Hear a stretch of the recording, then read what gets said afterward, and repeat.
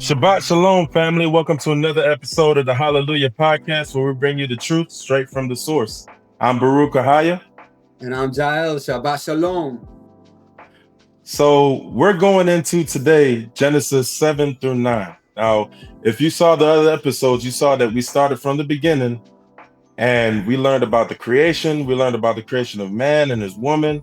We learned that there were certain words that we understand in a more modern context that actually meant something completely deeper, the way that they were written in their actual Hebrew context. You know, words like arum, which actually mean both subtle and naked.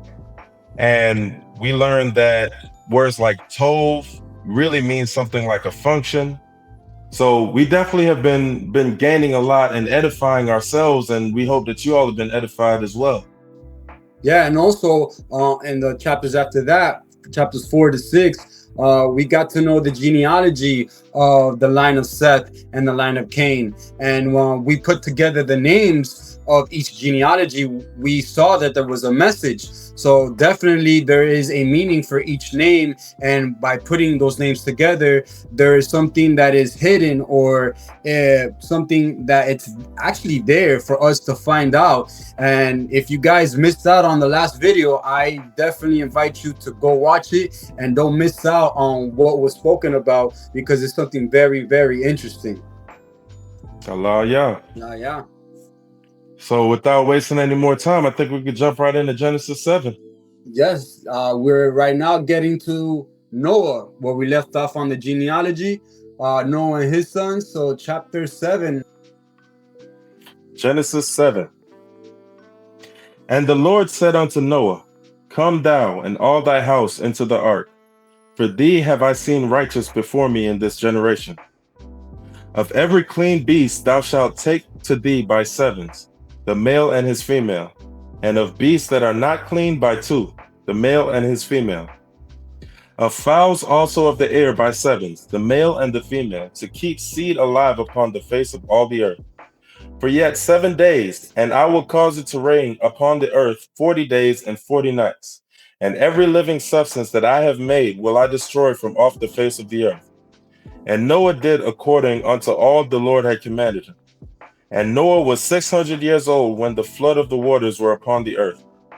And Noah went in, and his sons, and his wife, and his sons' wives with him, into the ark because of the waters of the flood. Of clean beasts, and of beasts that are not clean, and of fowls, and of everything that creepeth on the earth, there went in two and two unto Noah into the ark, the male and the female, as God had commanded Noah. And it came to pass after 7 days that the waters of the flood were upon the earth. In the 600th year of Noah's life, in the 2nd month, the 17th day of the month, the same day were all the fountains of the great deep broken up, and the windows of heaven were opened. And the rain was upon the earth 40 days and 40 nights. In the selfsame day entered Noah, and Shem, and Ham, and Japheth, the sons of Noah, and Noah's wife, and the 3 wives of his sons with them, into the ark. They and every beast after his kind, and all the cattle after their kind, and every creeping thing that creepeth upon the earth after his kind, and every fowl after his kind, every bird of every sort. And they went in unto Noah into the ark, 2 and 2 of all flesh, wherein is the breath of life. And they that went in male and female of all flesh, as God had commanded him. And the Lord shut him in. And the flood was 40 days upon the earth, and the waters increased, and bare up the ark, and it was lifted up above the earth. And the waters prevailed, and were increased greatly upon the earth. And the ark went upon the face of the waters. And the waters prevailed exceedingly upon the earth, and all the high hills that were under the whole heaven were covered. 15 cubits upward did the waters prevail, and the mountains were covered. And all flesh died that moved upon the earth, both of fowl and of cattle, and of beasts, and of every creeping thing that creepeth upon the earth, and every man. All in whose nostrils was the breath of life, of all that was in the dry land, died. And every living substance was destroyed which was upon the face of the ground, both man and cattle, and the creeping things, and the fowl of the heaven, and they were destroyed from the earth. And Noah only remained alive, and they that were with him in the ark, and the waters prevailed upon the earth 150 days. Hallelujah. Hallelujah. Hallelujah. Man, I feel like after doing studies and really breaking this down, like I felt like this chapter was way longer. You just read through that. Man, just reading through it just like that doesn't make justice for like how juicy that chapter really is, how much Right. information is in there. There's so much Right. in there. It's a lot. It is. I want to start off with the first verse on here. It talks about the ark, right? At the beginning, right from the beginning, talks about the ark. And what I want to talk about in the ark, I want to show here on the Blue Letter Bible something real quick, because a curiosity that came to me, and actually this curiosity came from Brother Baruch, because he mentioned many times, and I'm sorry that I look off the screen. If you guys see me looking to the side, I actually have another screen here where I'm looking at the Blue Letter Bible. So sometimes I watch the videos and I look at it and I'm like, man, people must be thinking that I'm not even listening to what Baruch is saying. I'm just looking to the side and stuff like that. So guys, I'm not just wandering off. I have my own little setup here going on, so bear with me. So yes, and so Brother Baruch many times in our conversation tells me, oh man, I wonder why the ark, Noah's ark is ark, and the Ark of the Covenant is ark. What's there should be some similarity or something in that. And that made me curious to actually look into it. So I'm going to share the screen right now so to show you something. All right, so go into the Blue Letter Bible. And here, so we see here the word ark. Now, let's look at the actual letters or the actual words that were being used. And here, for the word ark, we see the word Tabah. Tabah, which is Tav Bet Hey. Tabah. Tabah, as we see the definition, it means vessel or basket. So a vessel. Mm-hmm. And here, according to the Blue Letter Bible, it's the same word that was used when putting Moses into the basket. The same word for ark. It was Tabah. Now, where I want to get to at now. So here we go. I'm going to go to Exodus 25, where it talks about the ark of the covenant, Ark of the Covenant. Exodus 25:10. It speaks of the ark here. And the word here for this ark, check this word out. Aaron. Like Aaron. Aaron. And in here, this word is actually a chest. And not only is it the word chest, but it's also the word coffin, because this same word was used when referring to the coffin of Joseph. So Genesis 50:26. So Joseph died being 110 years old, and they embalmed him, and he was put in a coffin. But you see how it says H7:27? That means that this word for coffin is this same word.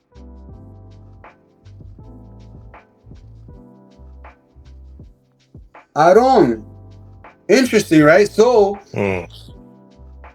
what's wild about this is that when we're speaking of these words, or when they're talking to us about these words, yeah, I guess the ark was a vessel. So as being a vessel. It was like a box or a container, if you will. And the Ark of the Covenant, they called it an ark as well because, well, it was a box, it was the chest, it was a container. But when we look into the Hebrew, we see that they're two different words completely. So I was talking to Baruch about how, imagine if I translate from English to Hebrew, and I'm speaking about the sun. In my first chapter, I'm speaking about the sun, because the sun this. And then when I translate to Hebrew, I use the word or, because we know that the word or means light. But then I go into the next chapter and I'm talking about a flashlight. And then I translate that to Hebrew and I use the same word or to translate for that flashlight. Yeah, I'm speaking about a light, but there's something totally different between the sun and a flashlight.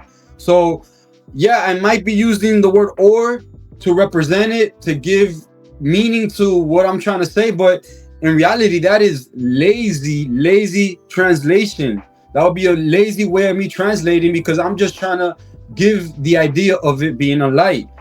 So I see the same thing happening here, because since Noah's Ark was a container or a box that he constructed, and then the Ark of the Covenant is a box as well, well, let's just translate it to ark, because that's what ark means. Ark means box or chest, but it doesn't give it justice of what it actually means, because like I said, Noah's Ark is actually Teba, and Teba in Hebrew is Tav, Bet, Hey. The letter Tav, it represents covenant, or to be marked. The letter Bet represents a house or dwelling. And then the letter Hey, we all know, is behold. So Tav Bet Hey basically means behold the dwelling marked by covenant. Wow. Halelu'Yah.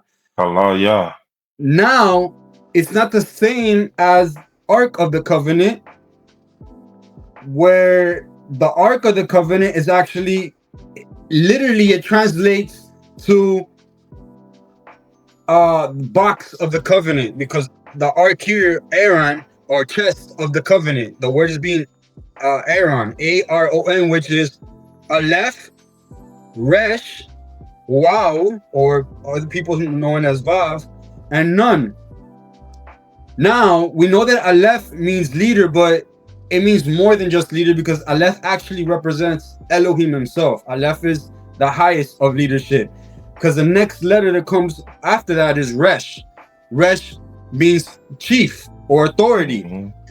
Wow is to connect or to bind. And then Nun, the letter Nun, actually, if you look at the letter, it represents a sprout. So it means seed or life.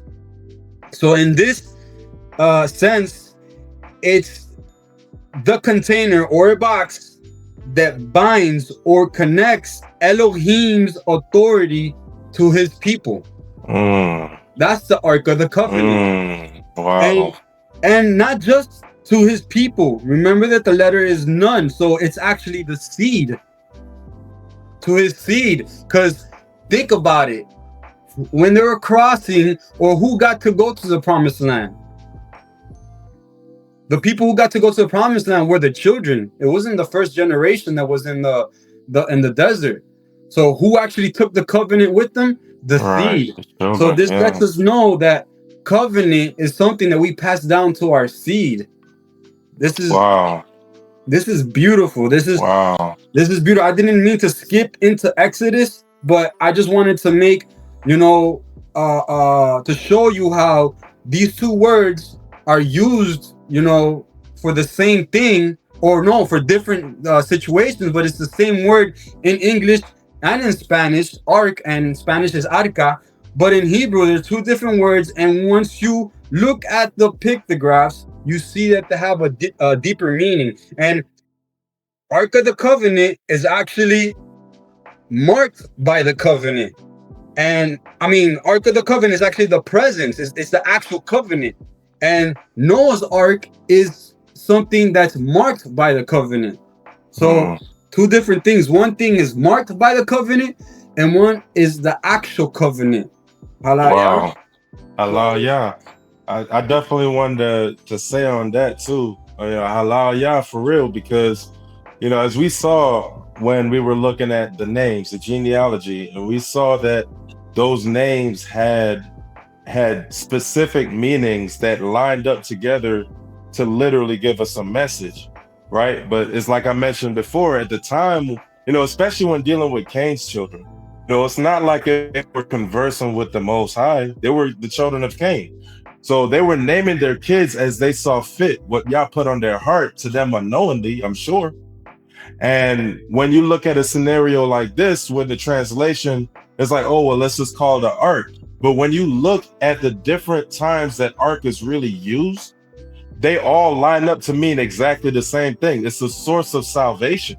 Because even when you look at ark in relation to the basket of Moses, that was Moses' salvation. yeah, All the firstborns were being killed, and he got in this ark, this basket, the same way the Ark of the Covenant, the box, I guess, of the covenant is the salvation once we keep that covenant, the same way Noah's Ark was Noah's salvation. hallelujah. So, No, and it's interesting because Moses, the ark for Moses, is the same word as Noah's Ark. mm, So it's a container that's being marked by the covenant. right, And it's crazy because the basket was put on the river, right? And it was flowing right, through water, just like Noah's Ark was flowing through water. So right, that connection right there is pretty wild as well. And to know that he was being saved, or he was being covered by Yahuwah. That's what that word for ark will let us know as well, because like we said, it's marked. It's marked, a dwelling marked by the covenant. right. That's Right. beautiful. Yeah. No, that's definitely profound. I mean, halal yeah for that, because even if they were lazy, or even if they tried to deceive in using the same word there to a point to where somebody just reading the scripture and just taking it at face value could possibly slip up in understanding the full meaning behind it, there's still a remnant of exactly that meaning behind all three uses of the word ark. And that's, like I said, it's that salvation. So halal yah for that. I actually had some things too about Genesis. There's a couple things. So one thing I hadn't noticed, I used to read this story more than any other story when I was in Christianity. And I mean, even throughout the world, like you look at movies, you hear people talking about the scenario where Noah had to take the animals into the ark. I Mhm, never once knew that mhm. that they came in by sevens and the unclean by twos. I Yes, never knew that. I thought that it was literally two of every kind of animal, yes, and they yes. had, so it was two dogs, two cats, two pigs, two cows. No, the clean animals, there were seven groups of twos. And the unclean animals, there were two groups of twos. So that leads me to my next point, because at this point, it's already almost unfathomable to believe that you could take every single animal in the world, two of every kind, and fit it on a boat. But now you're talking about taking 2 times 7, 2 times 2 of every animal and Now, fit it on a boat. now it's more than what you thought. Right. But check it out though. So I further went, right? In verse 20. This one right here really got me. So how big was the ark supposed to be? Right? 300 cubits long, 50 cubits high, 30 cubits wide. No, I'm sorry. 30 cubits high, 50 cubits wide. Right? Mm-hmm. In Yes. verse 20, in verse 20, I wrote here, I said, I noticed that 15 cubits of water was enough to cover the mountains. Yes. 15 cubits alone was enough to cover the mountains, basically meaning that the water already hit the sky at 15 cubits. So you imagine 30 cubits of building, 300 cubits long. Now we're not talking about a man building a boat in his backyard. We're talking about a guy that's building a boat going across It cities. it says 15 cubits above the highest mountain. It stood 15 cubits above the highest mountain, meaning it got from the highest mountain above that is 15 cubits. From the No. No? See, because I go into that. I go into that as well because I did some Okay. deeper research. So Okay. read what the scripture says.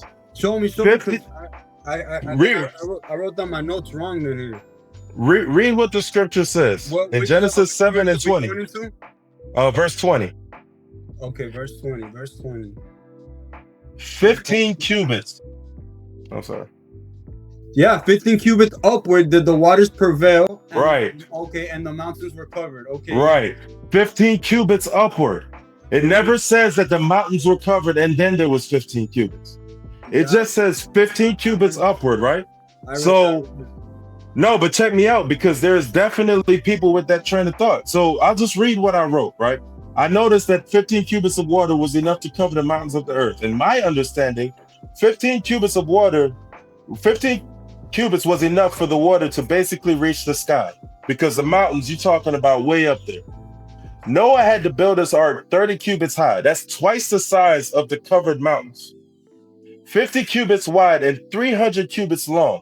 That tells me that while Noah was building this ark, he had to go from city to city. Because if you're talking about 15 cubits is already enough to hit the top of the mountains, 300 cubits? I mean, you're not just sitting in your backyard building a boat at that point. You know what I mean? Like you're going miles. And remember, there are seven groups of 2 animals that are clean and 2 groups of 2 animals that are unclean. Right? So multiple people had to have seen him building this seemingly impossible project. Many had time to repent. They're watching him build this massive structure. A lot of people are. A lot right. Of people, because if he's going in through cities to build this. Right. But check me out. So they likely mocked him instead, like the prophecy. Right? Now, upon looking at how big a cubit was, I found on Google that a cubit was 18 inches. But 18 inches times 15 is certainly not enough to cover a mountain.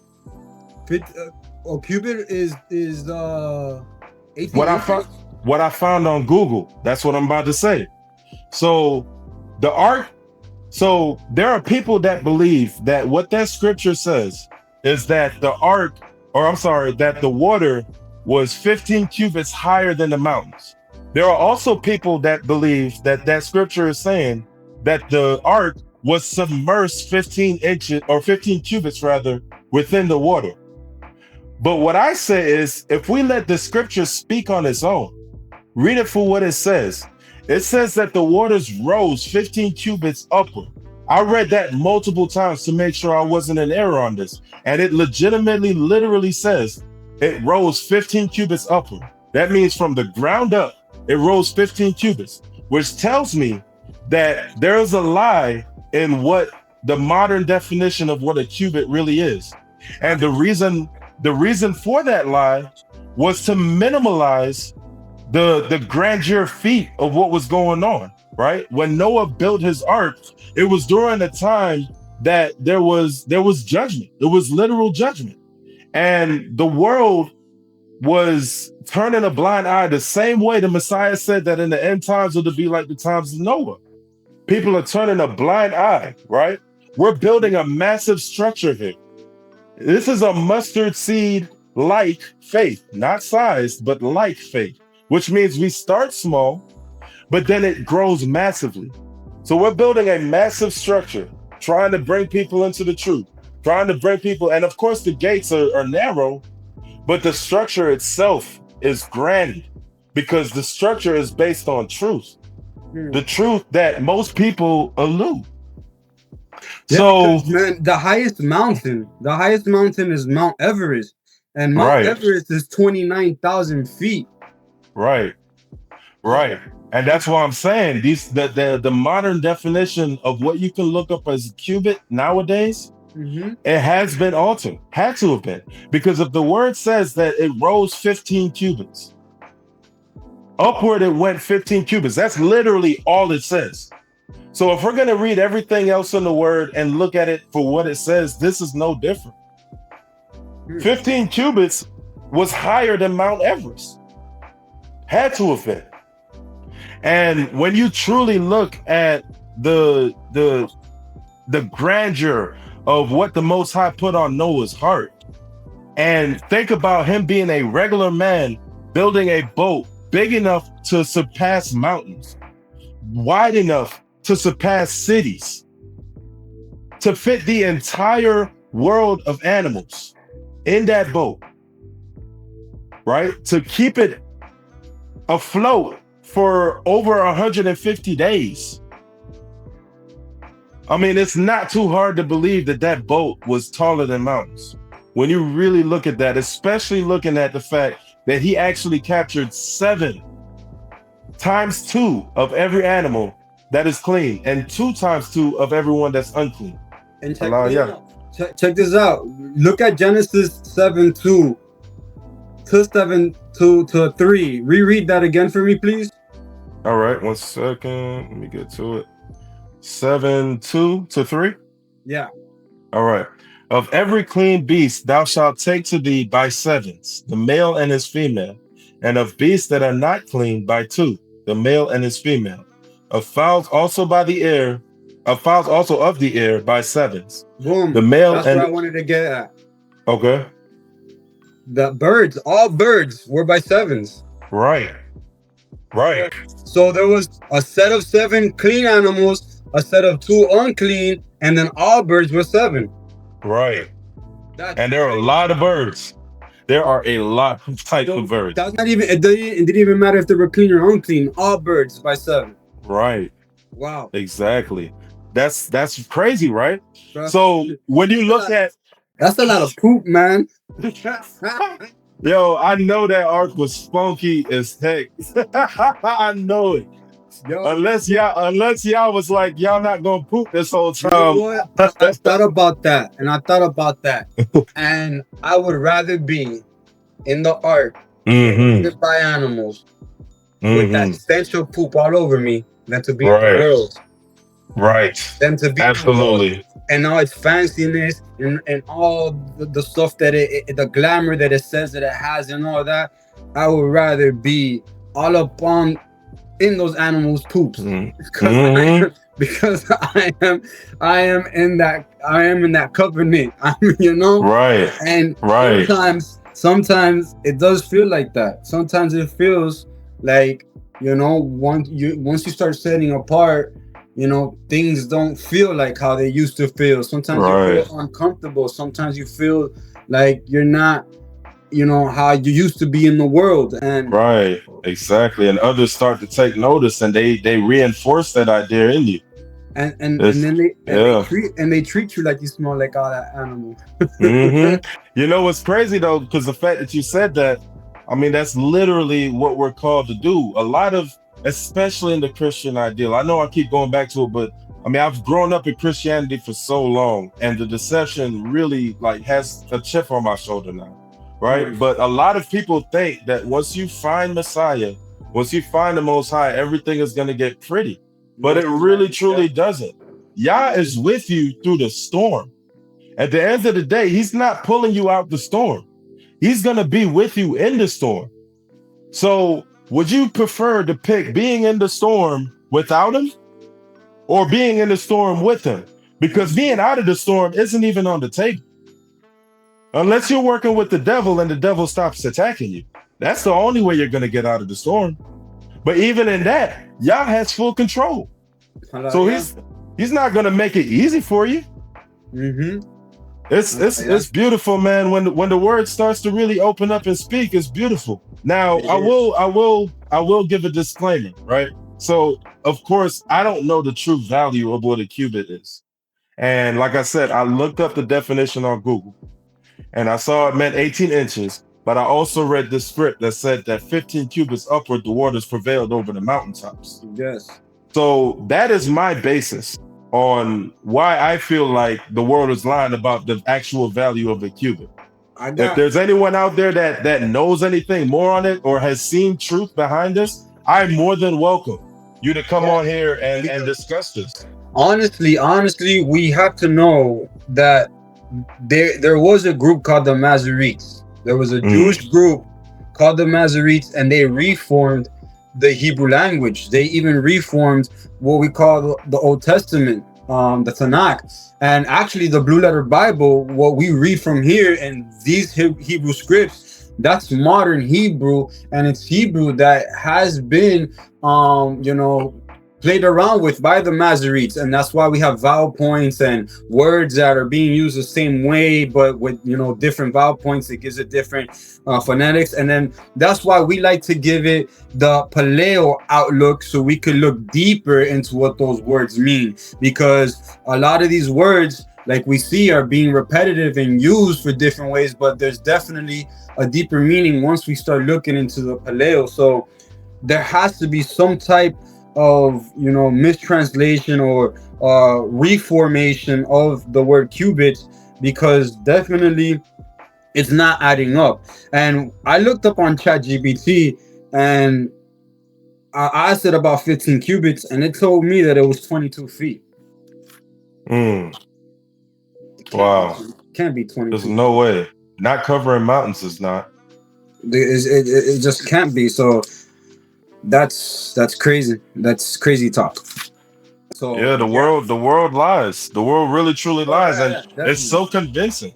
I mean, it's so convincing that you can know for a surety that something is a lie, but still have an idea in the back of your mind, like, well, maybe, that's how convincing it truly is. Honestly, it's like I said, if anybody can shed light on this cubit conversation and has a better understanding of what truly was a cubit back in the times when Noah built this ark, then we more than welcome you to share what you know, share your sources, and just open up truth to the community. Help us, because we're a little stumped on this one ourselves. So, I do want to touch on Genesis 7:4. It says that 40 days and 40 nights. So Yahuwah already told Moses that how it will be, or how it will happen before it happened. 40 days, 40 nights, right? And then it said that it started raining on the second month of the year, on the 17th day, right? Right. So if we count 40 days from the second month, that carries us into the third month, correct? Now, do you think Noah was counting those 40 days? Like, he knew. Yahuwah told them it's going to be 40 days. I mean, if Yahuwah told me, all right, as soon as, you walk in here and I make all this happen, it's going to be 40 days. Me, I'll be counting. as a human that I am, my calendar checking off. Right. The rain is still going on, but you know what? This is the 5th day, so all right, we're good. All right, what? There's still rain going on. You get me? Because how else would he know? Because if it's raining, there's a storm. I'm pretty sure he's not seeing day and night.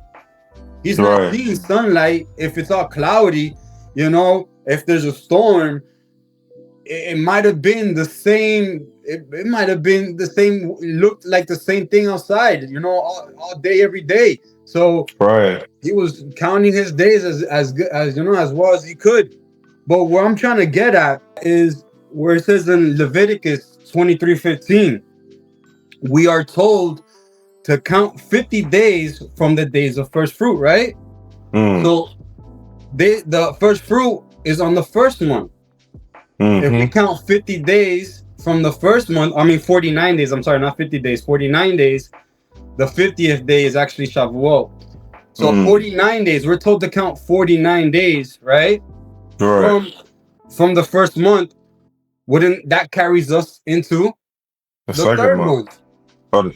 In the third month, because if we're counting 49 days, we're cutting into the third month, because 49 days, and remember, first fruit will be anywhere 7 days from the first to 7th day after the 14th, because the first fruits will Right. be Yeah. Shabbat after. So any Shabbat after, Right. we have a 7-day window or when that could Mhm. be. So from the 15th to the 21st, counting 49 days, that brings us in to the third month. Makes me, make that connection. How while the season that we're called to count the days was the same season that Noah himself might have been counting the days as well, Right. looking forward to a new beginning, to something, just like how us now look forward to Shavuot. Mm. I just, it was a connection that I saw. It was interesting to me how he's counting, 40 days from the second month, and we count 49 days from the first month. So Right. that second month to third is a season of counting, a season of, waiting on Yahuwah, waiting for what's to come. Mm. Interesting, right? Ah, that is interesting. Yeah. That is interesting. So it's a season of countdown, even from the time of Noah to Exodus to right now and modern days as covenant people. The second month to the third month is a season of counting. Right. And it looks like to me, since it was the 17th day of the month, that the 40 days and 40 nights could be getting closer to the fourth month, actually. Actually, I did the math. Okay. It brings us towards the end of the third month. Mm-hmm. So you're not wrong to think that we're getting close to the fourth month. But yeah, it doesn't really align specifically on the day the Shavuot will fall on. But my whole idea was that it's interesting how from the second month to the third month there is a season of waiting and counting. Right. Yes, Right. off by a few days if you want to pinpoint the days, but but it's the season. During that season of no accounting is the same season that we count the Right. hours. Yeah, no, there's definitely a moment that we're still counting that Noah began his counting. So yeah, no, I definitely understand that. Yeah, that's crazy. I actually heard too. Now, I'm not too versed in this, but I know that certain numbers have certain meanings. Like 7 is the number of perfection, 490, 8 the number of new beginnings. I've heard that the number 4 actually represents a door, so like an opening. And the reason why I brought up the fourth month is because when Noah got off the ark, Yah had to shut him in. So Yah presumably had to open that door. And if it's entering into the fourth month, knowing that 4 is the number of the door, that's kind of a connection there that, it's not really too much said now, but it's definitely. Where you getting the fourth month at? What happened on the fourth month for Noah? Well, when I had mentioned that, being that he started at the 17th day of the month, counting 40 days and 40 nights, I was saying it sounds like we're getting close to the fourth month. Yeah. Okay, got you. So that's kind of why I even brought that up to begin with, because I was thinking, well, I learned 4 is the number of the door. So that kind of connected, Yah opening the doors of the ark for, or even because I think that with the 40 days and 40 nights, he was just waiting for the rain to stop at that point, right? He wasn't really waiting because there was still 150 days after. It was for it to stop, because the word does say that the flood was at its peak for 150 days. So it didn't reside at all for a whole 5 months. A whole 5 months, because if you add up the number 150 days, that's 5 months. That's crazy. That is crazy. And I want to touch on what you just said. Yahuwah himself shut them in. Yahuwah himself shut them in. This right here is a witness or added proof to what the ark means. Remember, we spoke about the ark, that it's a behold, the dwelling marked by the covenant. Right? That was the pictograph and what it meant. And right here it tells you Yahuwah shut them in. So he sealed them. To be sealed by Yahuwah is to be on the covenant. So this is like reinforcing the idea that the Noah's Ark was a floating covenant, was something that was actually marked by him. It was his.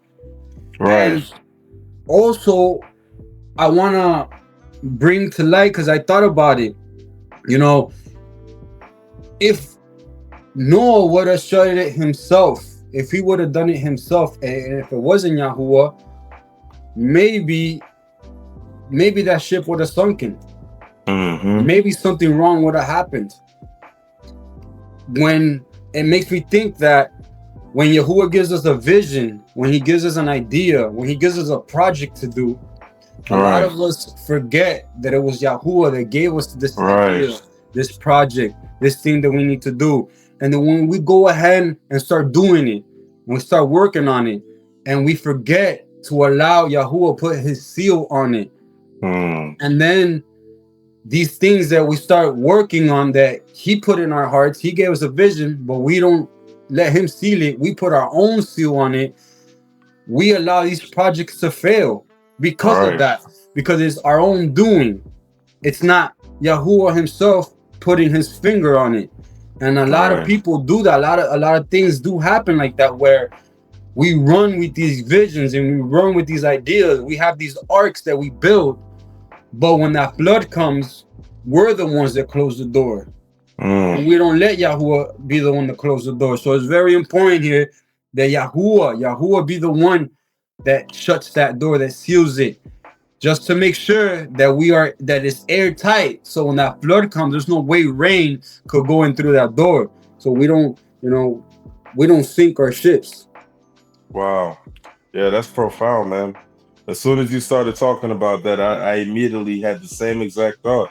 We work on things, and it's really easy to forget Yah on a lot of things that we do, because we're so focused on it. A lot of times we resort to our own talents, and we completely forget that, first of all, Yah was the one to give us the breath to be able to have the talent. Then he gave us the talent. Then he gave us the idea. And now he gave us the resources to move on that idea.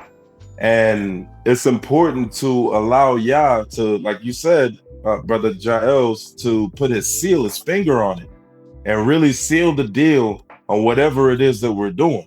So it's not to say that we ought not to work. I know a lot of people say, oh, well, yeah, I just trust in God. I'm just going to wait for him to do what you do. And they feel like they have to do absolutely nothing. Right? Faith without works is dead.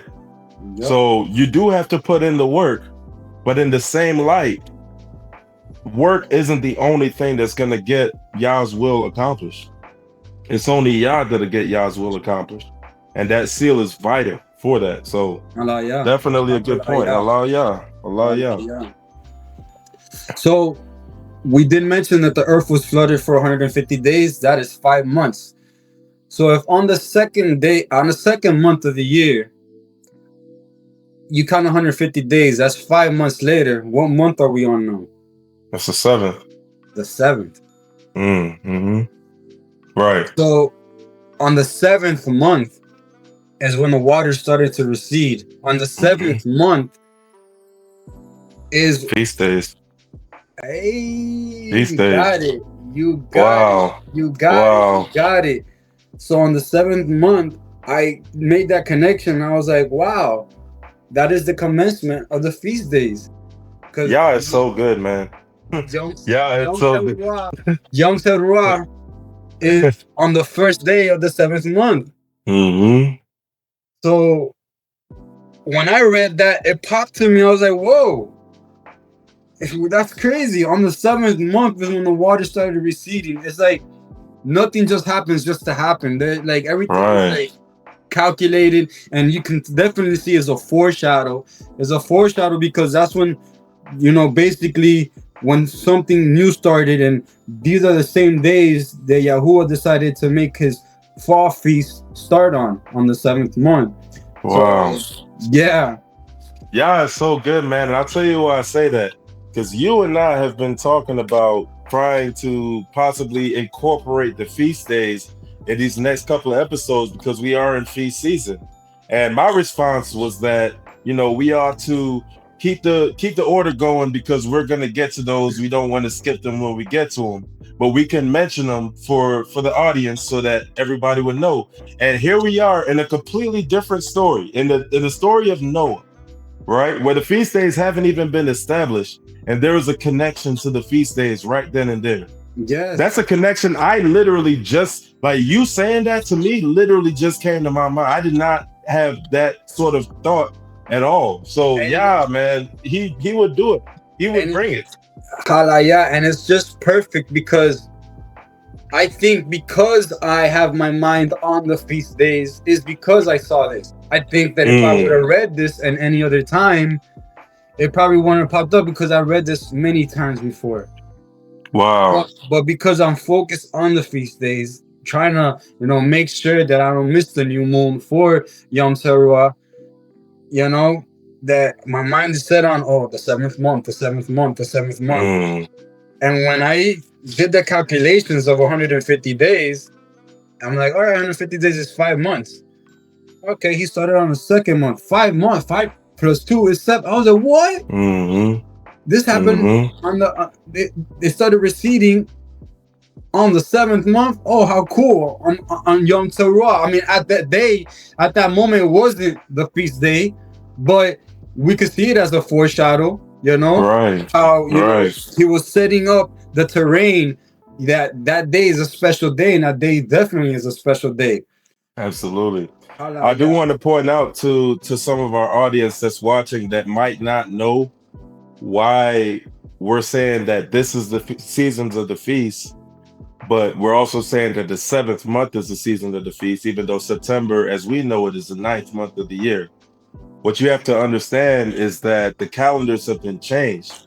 Yes. When you're looking at the months of the year, to know that the way we see it in the world, the modern era, New Year's is in January, in the dead of winter. But in actuality, in regards to the truth, the first month of the year is actually the beginning of spring, right? And you're talking about right around March, April, like right on the cusp of April. So when you're counting forward, that's where we start counting from around that time to discover when the certain when the certain numbers of each month is. And also, if you look at the last 4 months of the year specifically, the last 4 months specifically, right? September, October, November, December, right? We all know, and I've always questioned this even as a child, but I always blew it off because, what I know is December is the 12th month of the year, but when you think about it, September, Set means 7, October, Oct means 8, November, Nov, Novena, that's 9, December, decade, that's 10, right? So yes, the world has completely changed the times to where now we have no idea where we truly are in the timeline of this world. Because now we're thinking that December, which was obviously the 10th month, is now being viewed as the 12th month. And that's vital to know when you're starting to study truth and you want to know about the feast and you want to know how to keep the feast. You have to know when these feasts are literally being kept. That's why the gate is narrow. Not everybody's going to come into that information that the months have been altered. So that's just a little tidbit for those that may be fresh on any of this topic that we talk about. It's vital. So it's crazy because these words, right, these are Roman words and they're pagan words in itself, but you got to understand that there's going to be little breadcrumbs, even within the lie we could find the truth, because the most ancient of calendars, everyone was aligned. First of all, everyone was aligned, set apart and pagan people. We were all aligned when it came to the calendars. It's just in modern days, from centuries ago to now, that the Catholic Church and the Romans and all that started changing the months to fit. There were emperors or leaders that just added months just for their own greed and to boast themselves. Like July is Julius and August is Augustus. Months that were added in, and then because of these months that were added in, it started pushing away all the other months out of line. But if you look at certain months, like for instance, April in Spanish is abril, and in Latin is april. And what that means, all right, it basically translates to aperture. The word aperture. What's aperture? Aperture is the opening. To open. So April, you look at April as aperture. April is the first month, the season of April. Now, they don't, the biblical months don't align exactly on the first day, but it's in that season, March, April. Right. And another thing, I don't know if anyone's ever heard about April Fools and the reason why of the day April Fools.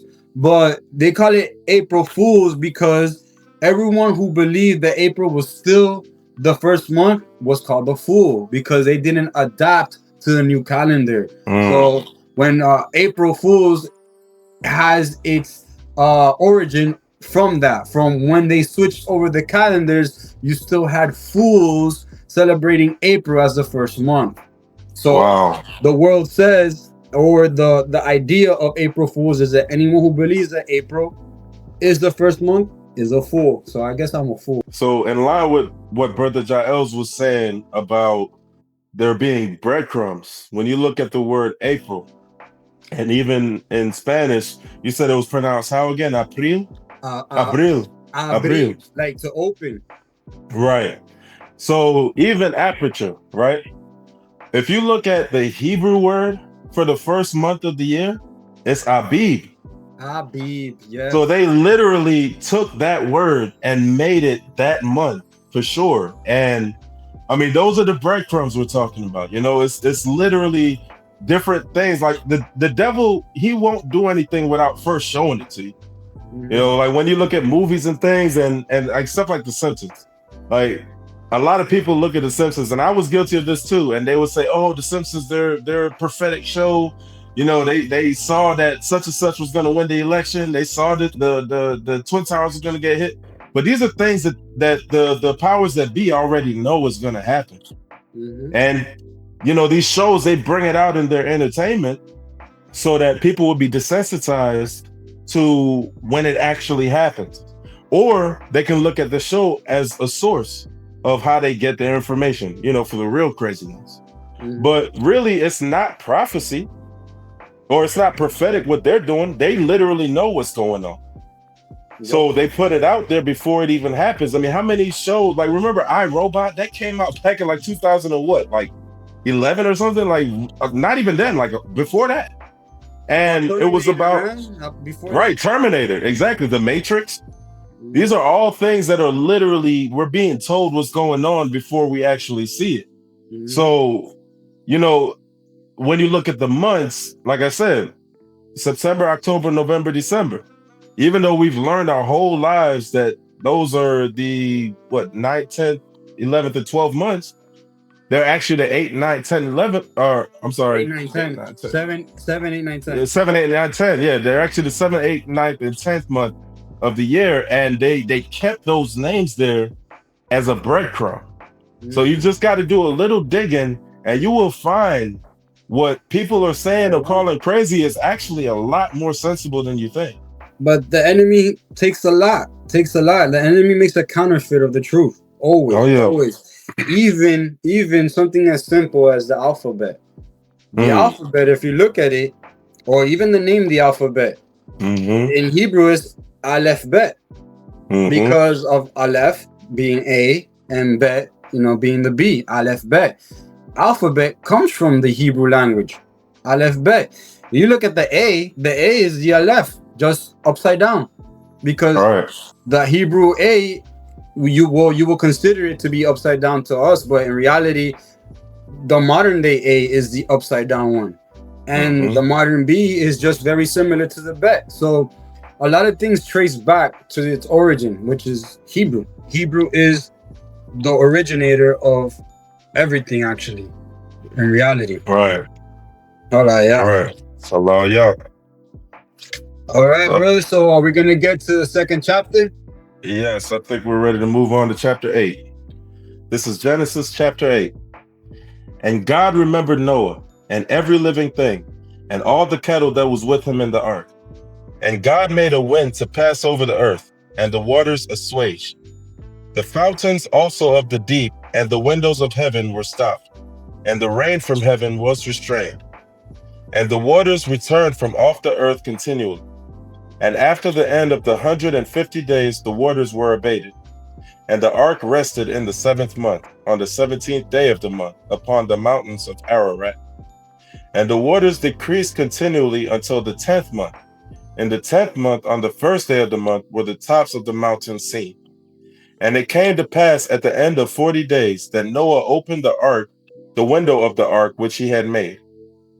And he sent forth the raven, which went forth to and fro until the waters were dried up from off the earth. Also he sent forth a dove from him, to see if the waters were abated from off the face of the ground. But the dove found no rest for the sole of her foot, and she returned unto him into the ark, for the waters were on the face of the whole earth. Then he put forth his hand and took her, and put her in unto him into the ark. And he stayed yet another 7 days. And again he sent forth the dove out of the ark.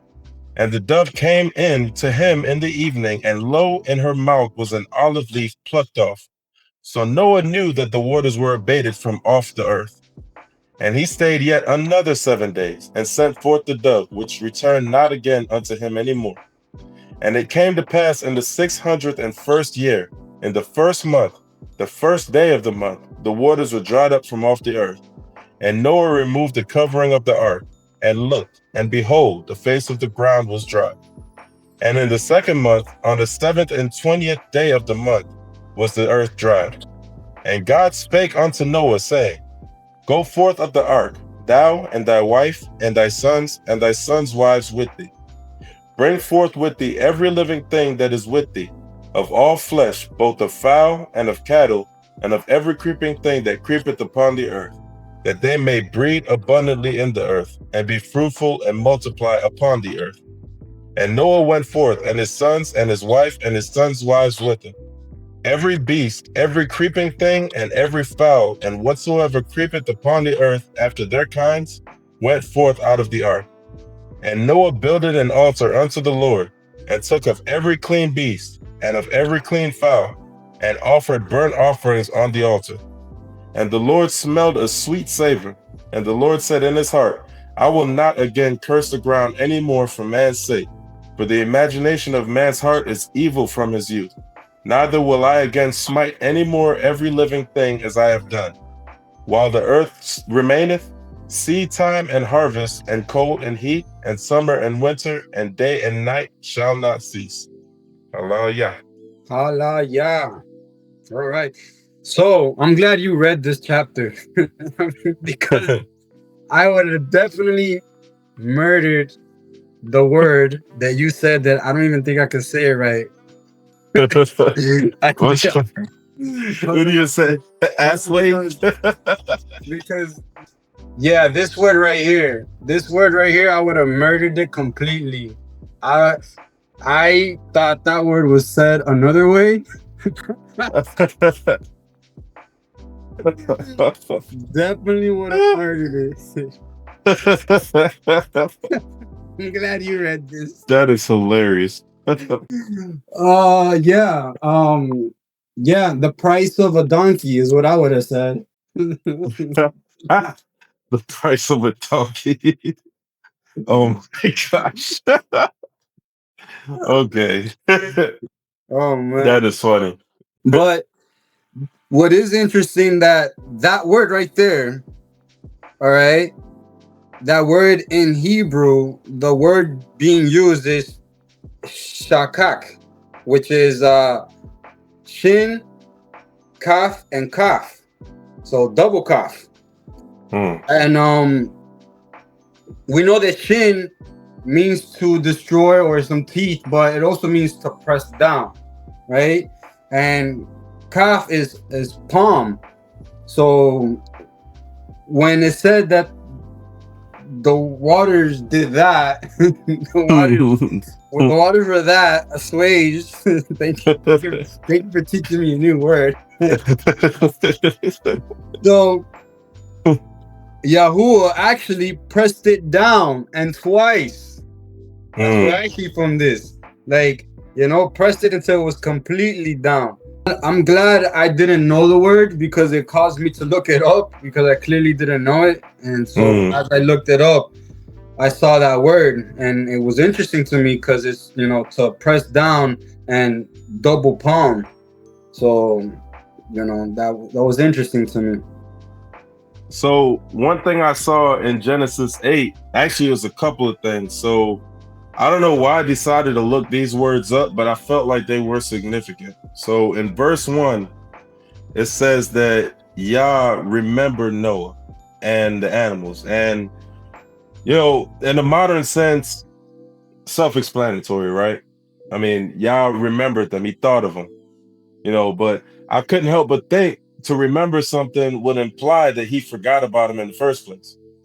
So I knew that couldn't have been right. So I went deeper, because we know that the Hebrew words always have some deeper meaning for us. And what I found for remember was the word zakar. Now, zakar is broken out into 3 letters, zayin, kaf, and resh. Zayin being a weapon or a tool to cut and nourish, and it can mean to cut off, to pierce, to nourish, or even protect. It carries a sense of action.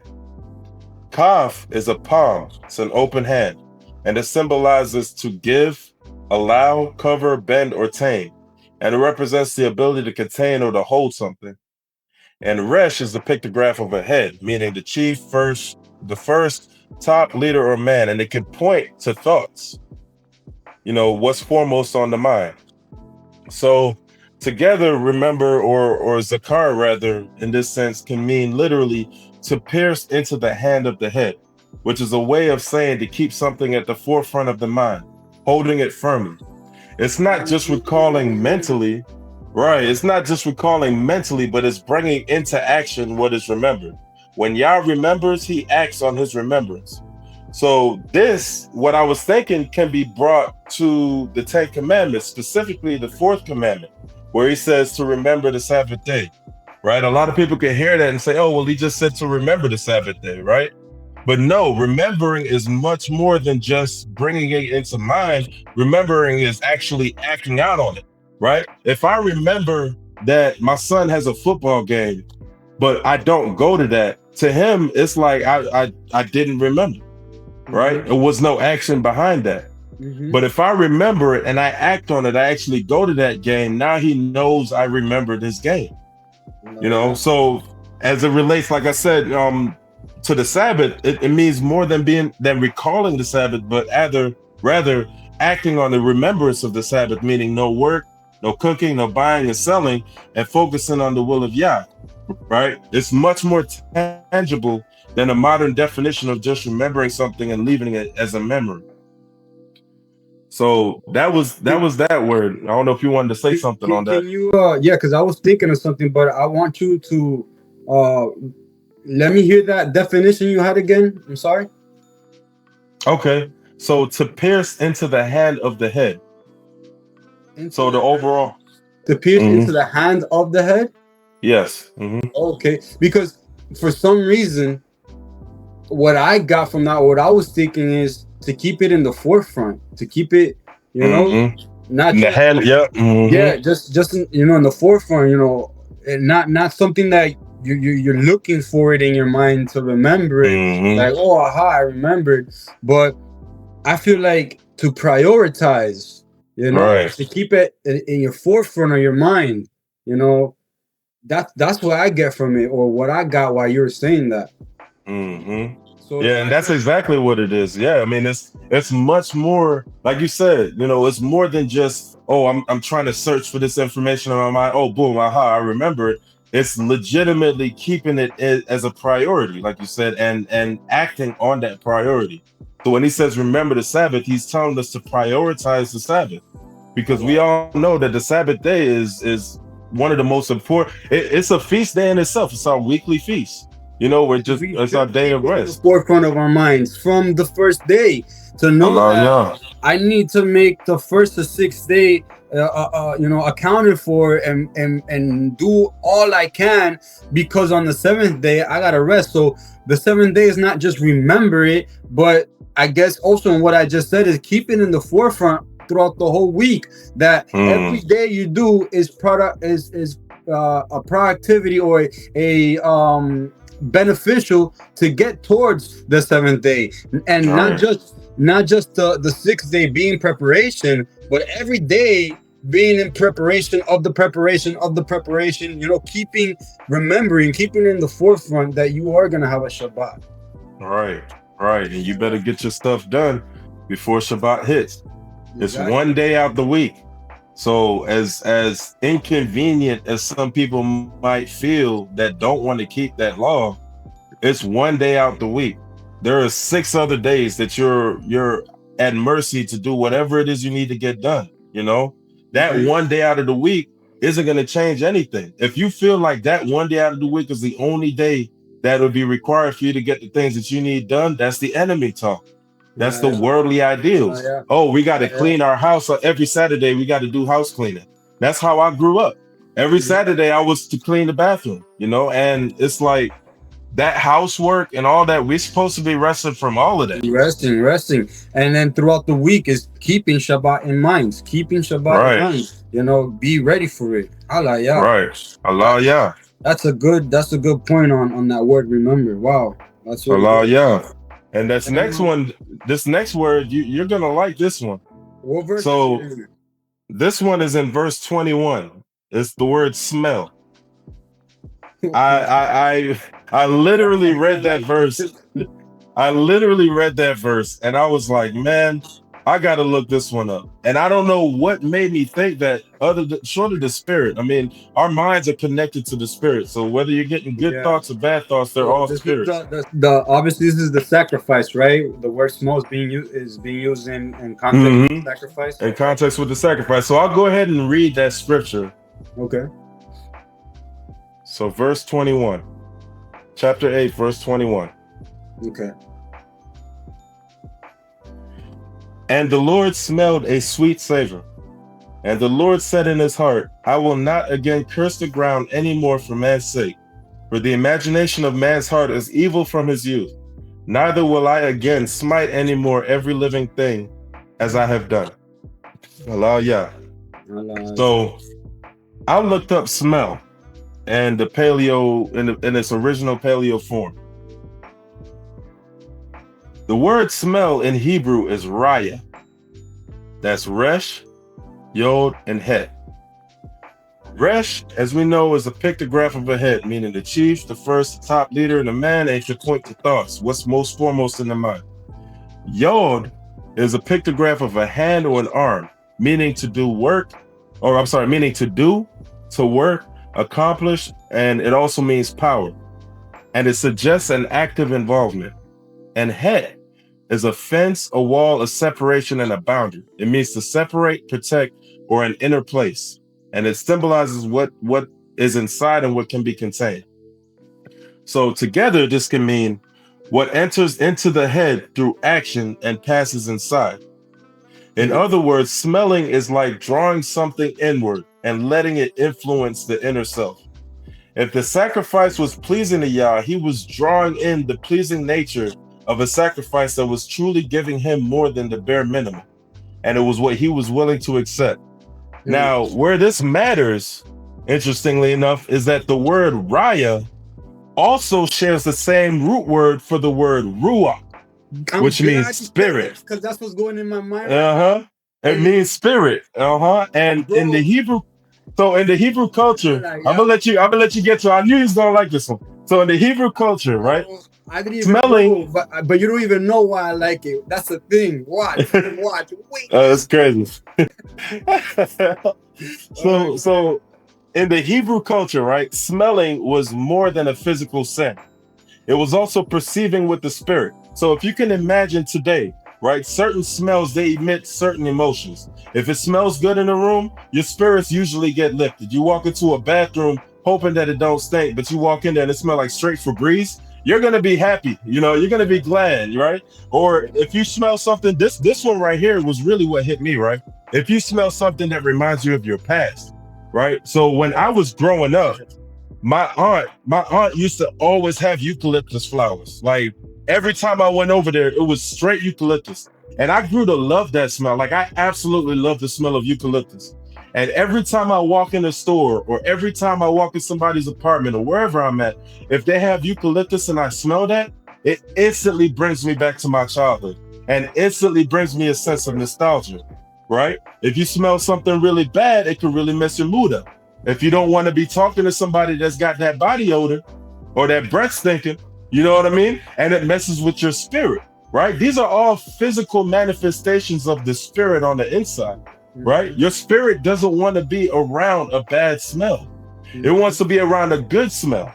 Physically, we can take that and say, okay, well, yeah, obviously, I mean, if it smells good, why wouldn't I want to be around? Alter your spirit, yeah. Right, exactly. And smells, they're not tangible. They're not visible. You can't get a smell through a TV. And I would like to believe that they're not going to come up with like a 5D or a 6D, like how they came up with 3D, where you can actually smell what people are smelling on the TV, right? When you smell death.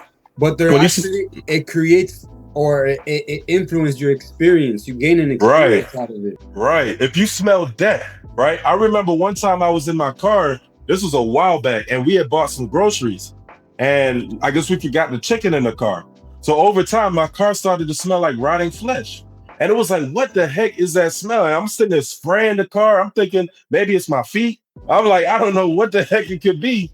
But the smell just kept overpowering my car until I finally found that thing of chicken in the trunk.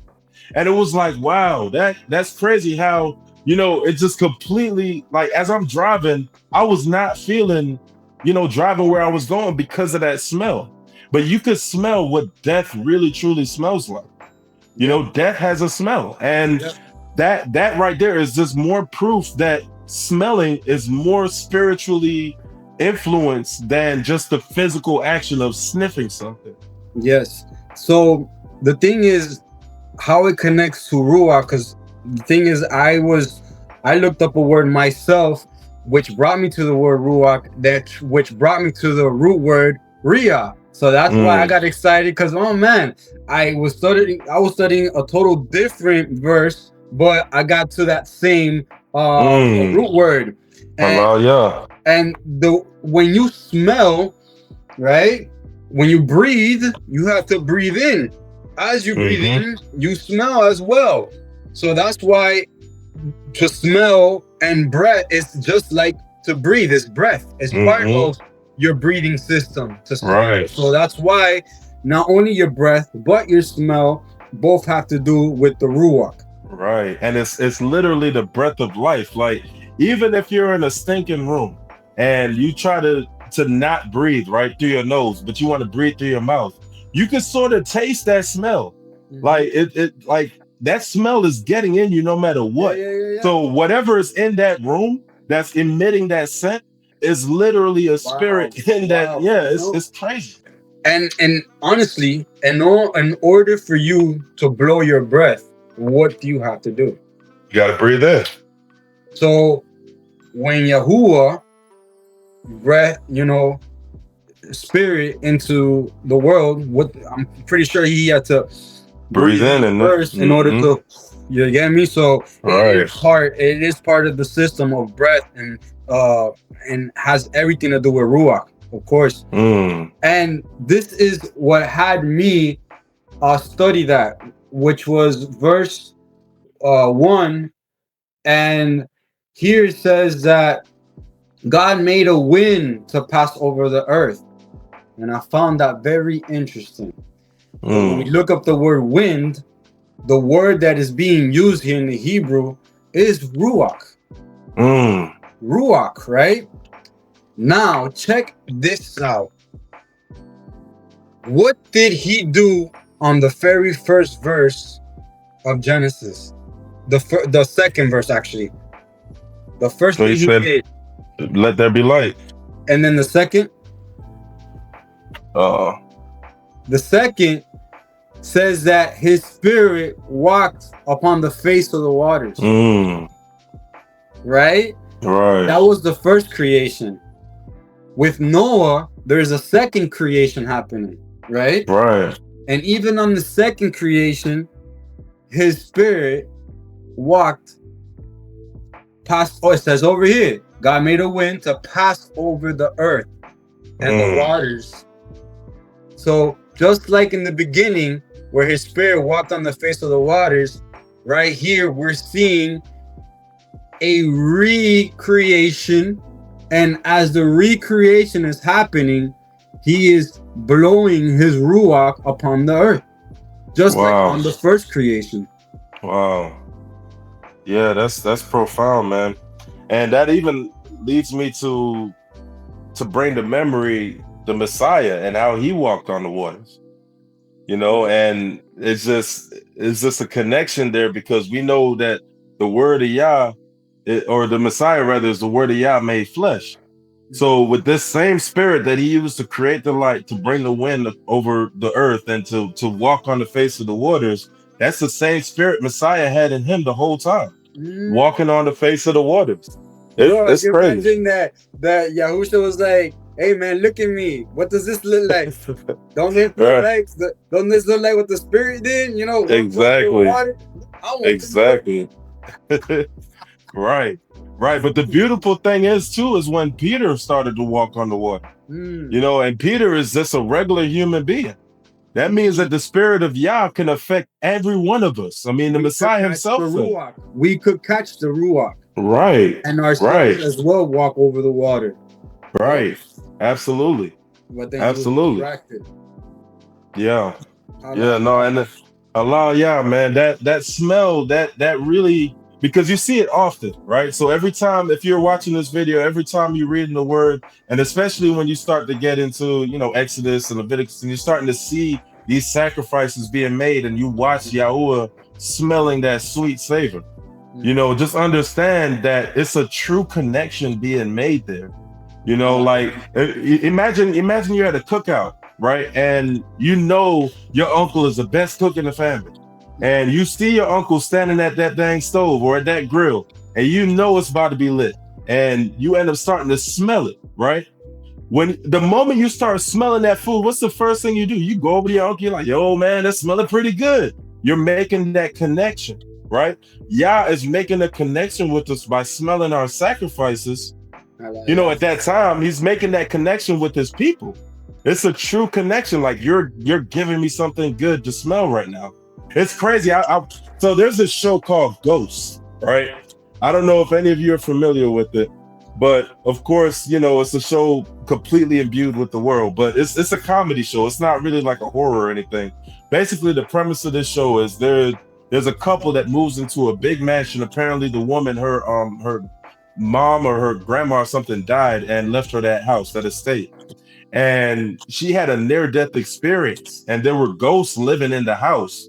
So when she had her near-death experience, she can now see and communicate with these ghosts. You know, and her husband, he knows about it and everything. So it's really a comedy. It's not like anything spooky or anything. But one of the biggest things, because her husband is a cook, one of the biggest things that these ghosts tell Samantha, is the girl's name, what they tell her to tell her husband, yo, tell him to make the bacon again, or tell him to make the pizza again, because they wanted to sit there and smell that food. That was their way of pleasure. Like they loved every time he cooked, they could smell his food, and that gave them a sense that, you know, they were still living.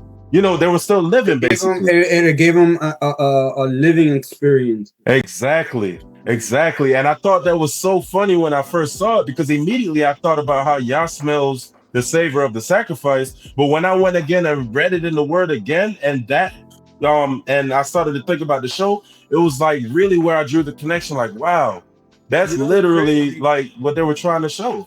It's crazy how, depending on the lens that you see things, you can pick up certain messages, because anybody else watching that show wouldn't have thought that you thought. It's crazy how Yah could speak to us, could speak to his children through whatever type of entertainment or whatever type of program that we could be watching, because of the way that we are programmed to think, or the way that we see things, since our eyes are focused more on Torah and on the word and everything that's in it. And whenever we see things, we make these connections that if we tell anybody else, they'll think, all right. You're watching ghosts smelling and you're connecting it to sacrifices and Yah. What? Right, exactly. It does sound crazy, but I mean, even like Halelu'Yah for real, because even in the ability to explain that, right? And somebody that may not be able to pick that up on their own, Yah's using the spirit that he put in us to get it out to that person through the spirit of our words. Because just like how Yahusha used analogies, to teach, right? He used certain situations because people understood certain things in a certain way. So he will get these analogies and put them in play to teach something. And that is exactly how Yahuwah uses us. He will use these modern day things. And it's a show about ghosts or whatever, but it's a perfect opportunity to teach this worldly person, or this person who's separated from Yah, and try to teach them a little bit of Yah, even by using this not so set apart program, but use it and repurpose it. It's interesting how we are able to do that. Definitely. Halelu'Yah. So it does mention, right? So my math was right. It does mention that the ark rested on the 7th month. I'm glad that I know what 5 + 2 is. So 5 + 2 is 7, and this is beautiful because it leads us to the 7th month. And I would like to speak a little bit about the 7th month. So modern day Hebrew tells us that the name of the 7th month is Tishri, and that is not the true name. That is actually later Babylon influenced words that were added into the Hebrew calendar. You got to understand that Judah went through Babylon, and a lot of people were influenced. Even the movement was influenced by Babylon. The word says that it was only Daniel and the 3 gentlemen, Shadrach, Meshach and Abednego. I believe those were the only 4 people who weren't influenced or wouldn't bow down. So imagine, the word says that means everything else, was influenced. So we do gotta watch out, what they present to us as to be modern, to be Hebrew, because not everything that is given to us as Hebrew is the actual Hebrew. It's been influenced by Babylon, so we gotta watch out. There's a lot of brothers also that rock, the star and do a lot of things that is very Rev 29-ish. But that's a whole other topic to talk about. But there are things that we do need to study, need to find out what are the roots of it. And the 7th month, Tishri, is one of them. The actual name of the 7th month is Ethanim, and we could find this in 1 Kings chapter 8 verse 2. It actually tells us the 7th month there was a feast that we're celebrating. King Solomon was celebrating on the 7th month. I'm pretty sure they were getting ready for Yom Teruah and all the other feasts, on the 7th month. And it says that the 7th month is Ethanim. That's Ethanim. And what's interesting, that this word Ethanim is associated with streams, and it means to flow continuously, ever flowing. So interesting, right? How it connects to waters and ever flowing waters, and comes Noah, lands on the 7th month, coming from these ever flowing waters on the 7th month. So that's a little connection there, and a little teaching moment as well. now that we are getting into the 7th month, I do want to teach my brothers and sisters that please, let's get away from Babylon and let's get away from these traditions that have been taught to us, and let's dive deeper into the word. Tisheri is not the 7th month. It is Ethanim. Ethanim. If you guys want, go to 1 Kings chapter 8 verse 2, and it will give you the actual names of the 7th month. Yep. And July definitely isn't the name of the 7th month. No, that's July. July. July, exactly. July. Oh, that's crazy. Definitely not the name of the 7th month. Nah, July. So yeah. But yeah, I'm curious to know. I was gonna say, I'm curious to know, like, who came up with these names, like the actual names for the month. Like, I wonder who first verbalized those names. You know, like calling it Abib. You know, I think one was like Nissan. Well, see, Nissan is the Babylon name for Abib. A lot of really, yes. So a lot of brothers and sisters use the word Nissan, and that's another word that we need to take out of our vocabulary. Nissan is from Babylon. Babylon. That's the first month in the Babylonian calendar that was adopted by our brothers back in the day while they were under Babylonian rule. Yep. So the Nissan dealership then, they take a Babylon and bringing it to cars, huh? Babylonian, yep. That's crazy. Yeah, no, everything in this world, man, is just based on lies. It's crazy. Like, it truly is. But the thing is that even the Torah that we have, the modern day Torah, it's not the actual Torah. And it's crazy for us who want to look into the Torah, and lo and behold, it's not even a kosher Torah, because it's been altered, and you know, it's Masoretic text. It's not even the original. So we do have to dig deeper. We do have to dig deeper than what the world has to offer us. If it came from the world and it's a common source, we have to question it, because there's no way that mainstream is gonna just give us things and say, oh, this is the truth. We can't get our truth from mainstream. You know, we need to dig deeper, from our calendars to the actual scriptures that we're reading. It cannot be given by the enemy. It cannot, because the enemy is not gonna give us the truth. Right. Yeah, no, that's very true. That's very true. Halelu'Yah. Halelu'Yah. You have any other stuff to touch on? Not for this chapter.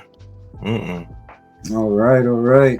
But yeah, I think it was very interesting how there is that mirror on Genesis chapter 8, verse 1 with Genesis, the first chapter, verse 2. How in creation, the Spirit walked upon the face of the earth, upon the waters, and it's like made an emphasis, right? On chapter 8 of that recreation. Like, also, this is how I create. Well, I'm creating again, and this is how I do it. Right. Halelu'Yah. Right. Halelu'Yah. All right. So let's get. So I will say this too. So you said mainstream. You know, the things that you get from mainstream is, it tends to be a lie. So I actually went to ChatGPT, and this is going to be short, but I wanted to find out if there's like, I know it wouldn't be a literal translation for the word mainstream in Hebrew, but I wanted to see what it would say. You know, if I were to type in mainstream. Yeah, just then, like 2 seconds. That's what I was typing. Yeah, and so ChatGPT is saying that there's no direct correlation, like no actual word. But check this out: the letters themselves all symbolize. It's crazy. Watch this. So mainstream, we've got M, that's mem; A, that's aleph; I, that's yod; N, that's nun; S, that's samech; T, that's tav; R, that's resh; E, that's aleph. Oh, well, aleph again. A, that's Aleph. M, that's Mem, right? And all of these letters, from what I'm seeing, they represent water, a leader, the work, like the arm. One of them represents fish, support, a mark, like a covenant, a head and authority, an ox head, a strength and leader. So you got two of those for the E and the A, and you got water again, chaos. And while it's not a translation, symbolically, the Hebrew letters could spell out the powerful active flow of life and influence marked by authority and the supported structure. From the Paleo spelling of the modern English word mainstream, spelled out with the literal Paleo letters. Wow. That is so crazy. That's crazy. But I would think that the word for mainstream would be something like secular. So absolutely. What would the Hebrew word for secular be? I think it would be secular. I think is actually the word. I think it's actually similar to the word secular. Let me see. I believe I'm looking so. it up now.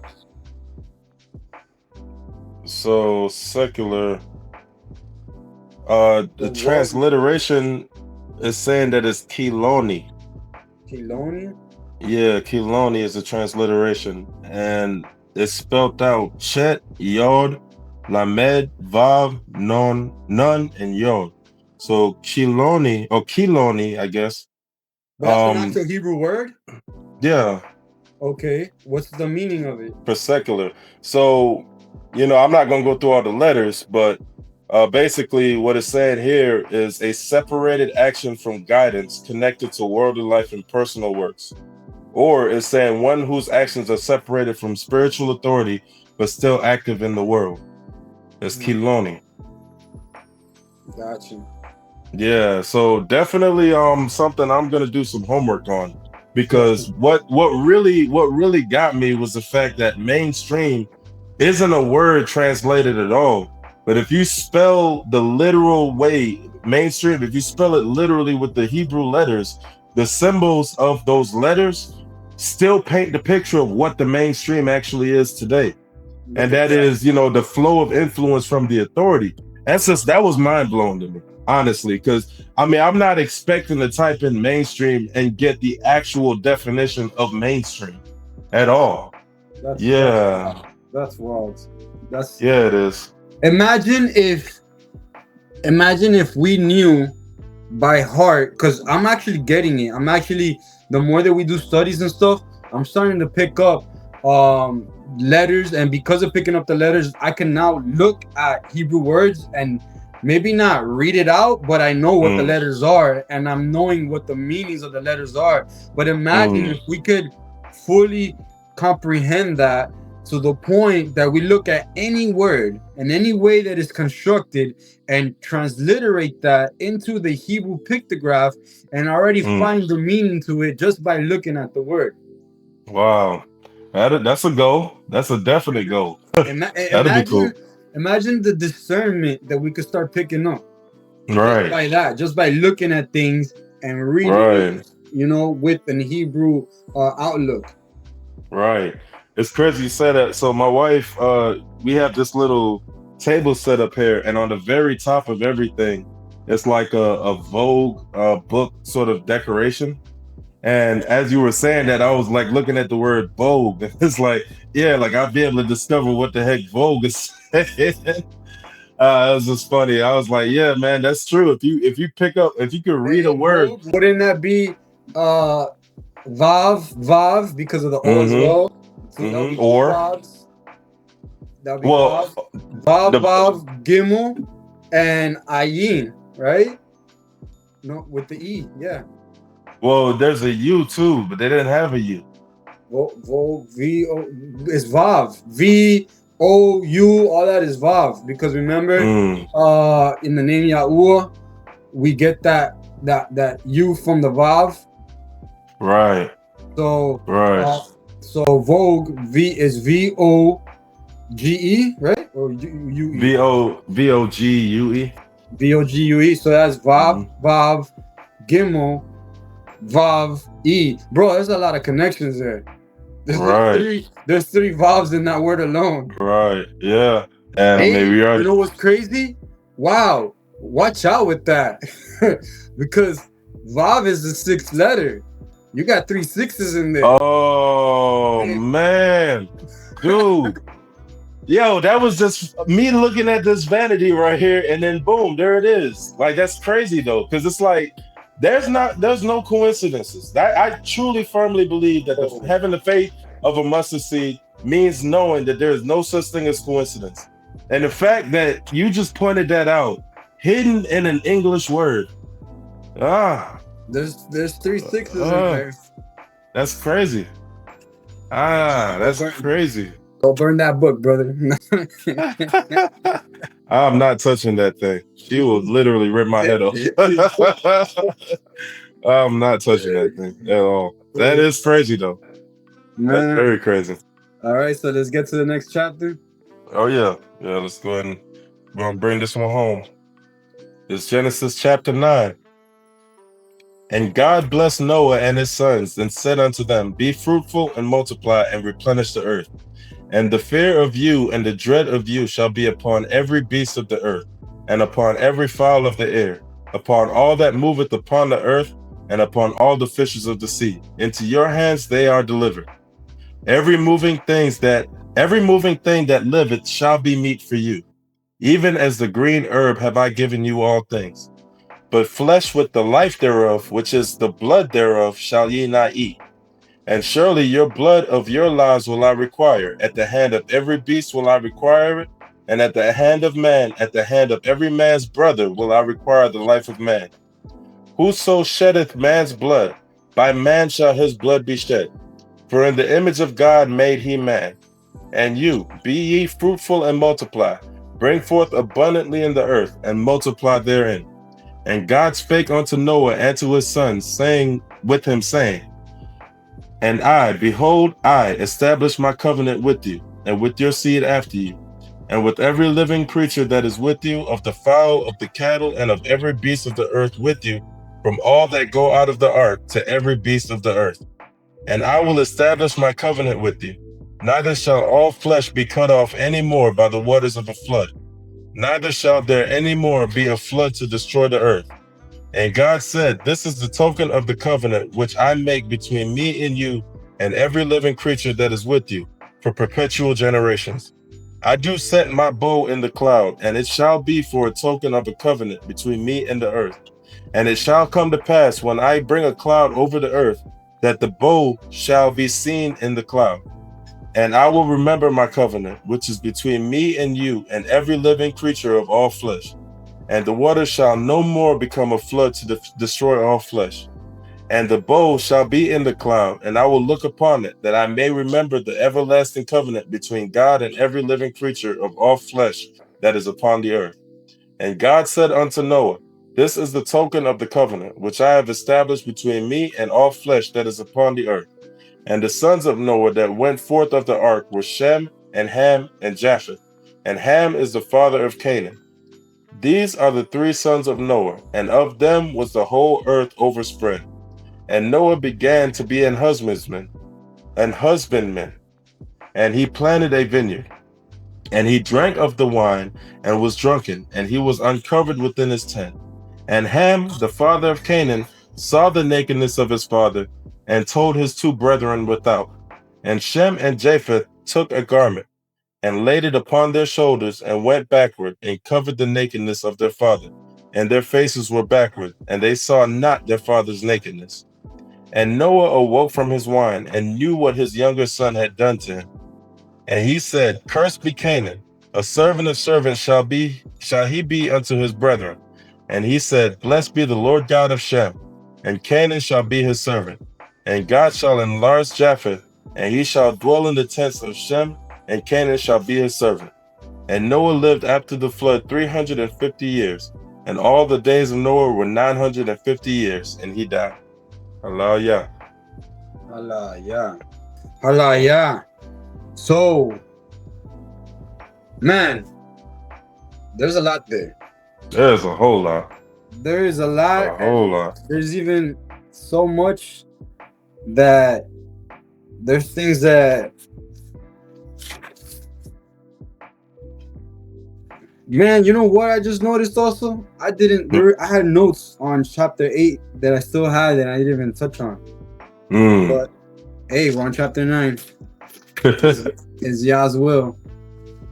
Yeah, they do like a little behind the scenes or a commentary thing for. We could do that. I will go over it afterwards. After we're done with chapter 9, I'll go over what I had that I didn't show. So in chapter 9, now we see animals are considered meat.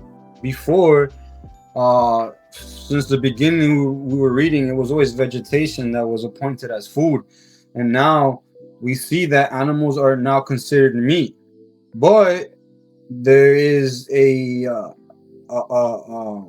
pause on the meat where it comes to, you know, we can't eat it bloody. We can eat meat, but we can't eat the blood of the animal.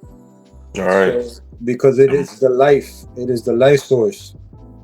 The rare steaks. You gotta put down them rare steaks and the medium wells, any pink. Gotta put that stuff down. I had to put it down. I used to like my steak medium rare. But check me out. I can't do that. Is that really blood though? Because it's definitely blood. Because I was thinking about it. Because okay, is that blood, or is that just the hemoglobin in the meat? Because those are things that I've thought about too. Because it's not the actual blood, but it is the hemoglobin that's in the tissue of the meat coming out. Well, I'll tell you, like a wise old woman told me a long time ago. She said, "When in doubt, do it out." Yeah. I'm not touching that. I don't care if it's the hemoglobin or not. I'm not risking it. I'm not risking that. One thing that for sure that I stopped eating as a Latino and Hispanic, you know, with the Hispanic culture, there's something called morcillas. And morcillas basically are blood sausages. We ate that in Trinidad. Yeah, I know what you're talking about. We call it blood pudding. Yeah. Blood pudding? Yeah, that's what we call it, blood pudding. Yeah, it's like round, right? And like you can like eat it with like bread or crackers or whatever. Well, maybe it's made out of blood. So basically, it's a sausage. It's you know, cased. It would be cased in, you know, with the skin of the animal or the intestine, just like that. You put in sausages and pieces of sausage. You put in the blood. You put in rice. You can even put in beans and stuff like that. So it's a blood sausage, and I completely cut that off. You know, it's something that tastes very savory, but it's definitely not kosher. It's definitely against Torah. So when we talk about the stuff that we used to eat now, and we talk about how they're prepared, it's like, what the heck were we thinking? Like literally blood sausage. They put the blood in it. Like, why would we even consider eating that? I think that's survival foods. There's a lot of stuff, most likely. Yeah. There's a lot of stuff that we eat and we make them into dishes now, but they're actually survival foods, and then it just worked and it tastes good. I mean, have you ever had belly soup? Like the belly of a cow, and then you clean it out, you chop it up, and that's me as a Cuban, I never ate that. To me, that was weird. But being married to a Venezuelan, that's something that they eat a lot. Even the word is not really belly soup. No, it's called in their language. Because that word doesn't exist in Cuba, but in their language, their Spanish, it's called mondongo. So even that is like, what? That doesn't sound like. But it's a really good soup. It tastes good, but I'm pretty sure that wasn't something that they ate just because. I'm pretty sure somewhere, you know, there was something happening for survival purposes. They're like, bro, we're running out of this cow meat. I like belly. Let's make it happen. You know, let's eat this. That's true. And I mean, I know for a fact that's how like chitlins and stuff got founded. I mean, everything was like gone from the pig. All they had was the intestines. They put that together and made somewhat of a delicacy. And I mean, we spent all the like it's crazy. I was door dashing the other day, and I went to Juicy Crab. That was where the order was, right? And I'm looking at the menu. They got all the different boils up there, and every one of those boils is nothing but crawfish and shrimp and lobster, crab, all that stuff. But I'm looking at it. It just looked like a bowl full of roaches. The crab looks so nasty. I'm like, it never looked that bad to me before. But now that my eyes are open, I'm seeing it. I'm like, that does not look that appetizing. What is an Israelite doing inside a restaurant like that? I was door dashing, man. It's like the only instance that you'll be in there. Literally. Hey, I would never ever eat a juicy crab. I don't care if they do have fish. As a matter of fact, lobsters and stuff like that weren't really a fancy delicacy at first. Right, I've heard that before. At first, it was a poor man's food, but it was only existing in certain areas. So when they started importing it, like for instance, I guess in more tropical areas like the South, but then they started importing them towards the north or something. And don't quote me, but it was something like that where they started taking it from where it was abundantly to places where it was scarce. And because of its scarcity, it became a luxury thing. So lobsters became luxury when back then lobsters were for like, the working class or even lower than that. Yeah, I've definitely heard that before. Yeah, I didn't know the story behind it, but I've heard that lobsters actually wasn't always, this big delicacy like it is today. Definitely. That's crazy. Definitely. That's crazy. Yeah. So, one thing I wanted to point out about this chapter. So when it gets down to Canaan, right? And it talks about the curse of Canaan, even when they're just giving mention to who's all there, right? I said, but hold on, before you even talk about Canaan, don't you see how they emphasize how Ham is Canaan's father? That's what I was about to say. Oh, okay. So that's literally what I was about to say. Yeah. So it's what I was saying was that even when they give mention to who's all there, Canaan is the only one that's mentioned as a son of the three sons out of all three of them. And what I took that to mean was that it was a foreshadowing basically of when Canaan went and stole the land from Shem. Canaan's descendants, they stole the land from Shem, and that's when it became the land of Canaan. So I just knew that even like down to the curse, right? I mean, he cursed Canaan. But wasn't it Ham himself that dwelled into Canaan, but he gave it to his son? Because weren't the three brothers talking about it, and then two of the brothers told them, "Hey, don't do that because that belongs to Shem."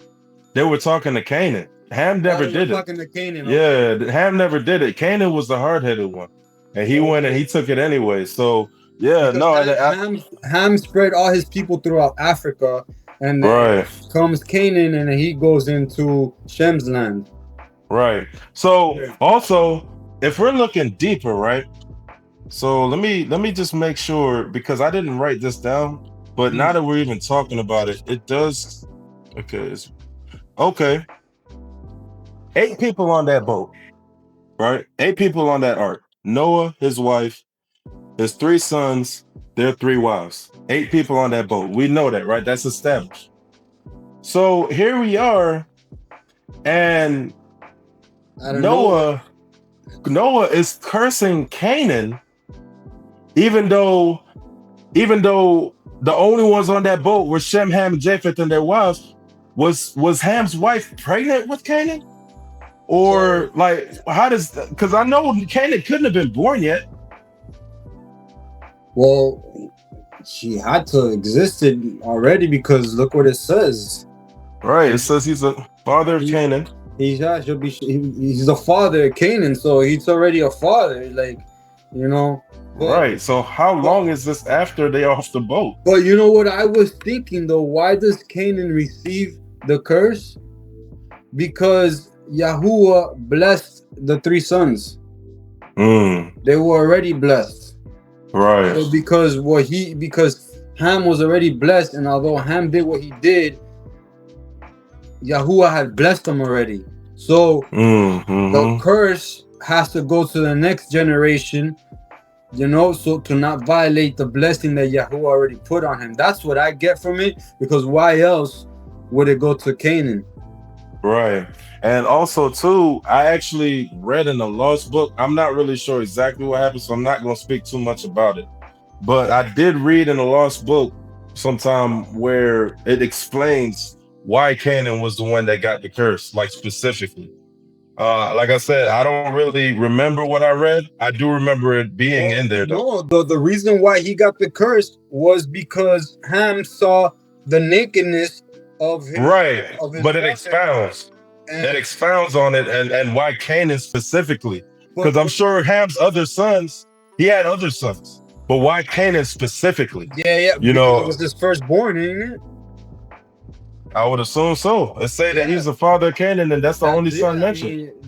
Because it was his firstborn. He was he was the heir of his curse. Yeah. Yeah. And There is a book that talks on it though. I'm gonna look into it. I want to talk about that curse because a lot of people try to make it more than what it actually is. Oh no, he saw his nakedness. That's the first act of homosexuality. Mentioned in the word, because if you see someone's nakedness, that's called sexual immorality and this and that. What I see is what the word says itself. And when I looked into the definitions and the Hebrew words, it all connects to nakedness. It doesn't say anything about sexual immorality. The only time that word does become something of sexual immorality when it gets into when you start laying down the laws in Leviticus and stuff like that. That's later on. All right. Here in Genesis chapter 9, what happened was that he dishonored his father, plain and simple. He didn't have to rape his father. He didn't have to commit sexual immorality for him to be cursed. He plain and simply dishonored his father, looked at him naked, and not only that, went off and told his brothers. So he didn't bother to cover up his nakedness. He went off and tried to go around and spread rumors or whatever, So plain and simple, this is a sign of dishonoring one's parent. Right. And that's why he was cursed. We don't have to jump into, does nakedness mean this? Does nakedness mean that? Did he rape his father? No, he plain and simple dishonored his father. Whichever way you want to see it, the root here is that he dishonored his father, saw him naked, didn't cover him, went and told his brothers. I actually heard so on the line of thought with that, where people are just kind of going a little further than what's being presented. I've actually heard people go as far as to say that uncovering his nakedness was looking at his wife naked, because his wife was his nakedness, like she was the one that was in there naked. And I mean, of course I didn't give that much thought, because I mean, if you look a verse right above, you see where it says Noah was uncovered himself. So he was the one that was in there. In the tank. Right, exactly. People just like to create stuff and just try to be so profound on something that really doesn't need to be that profound. It's plain and simple. He dishonored his father, and that's it, and that's why he got cursed.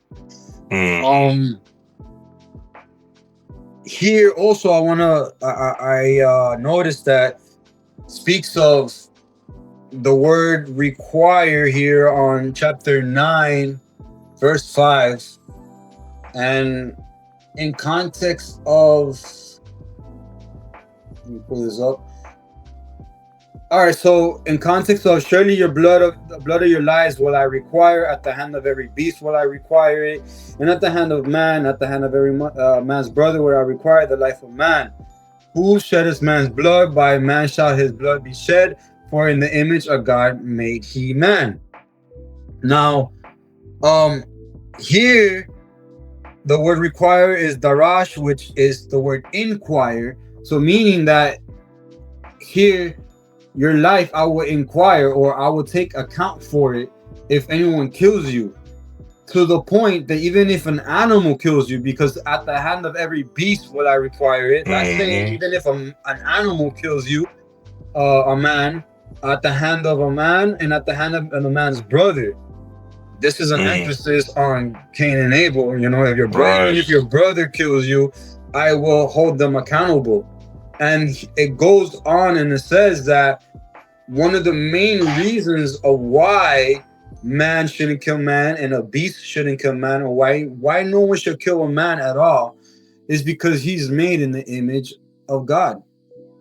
So if we kill each other, if we murder each other, we are defiling the image of God, of Yahuwah.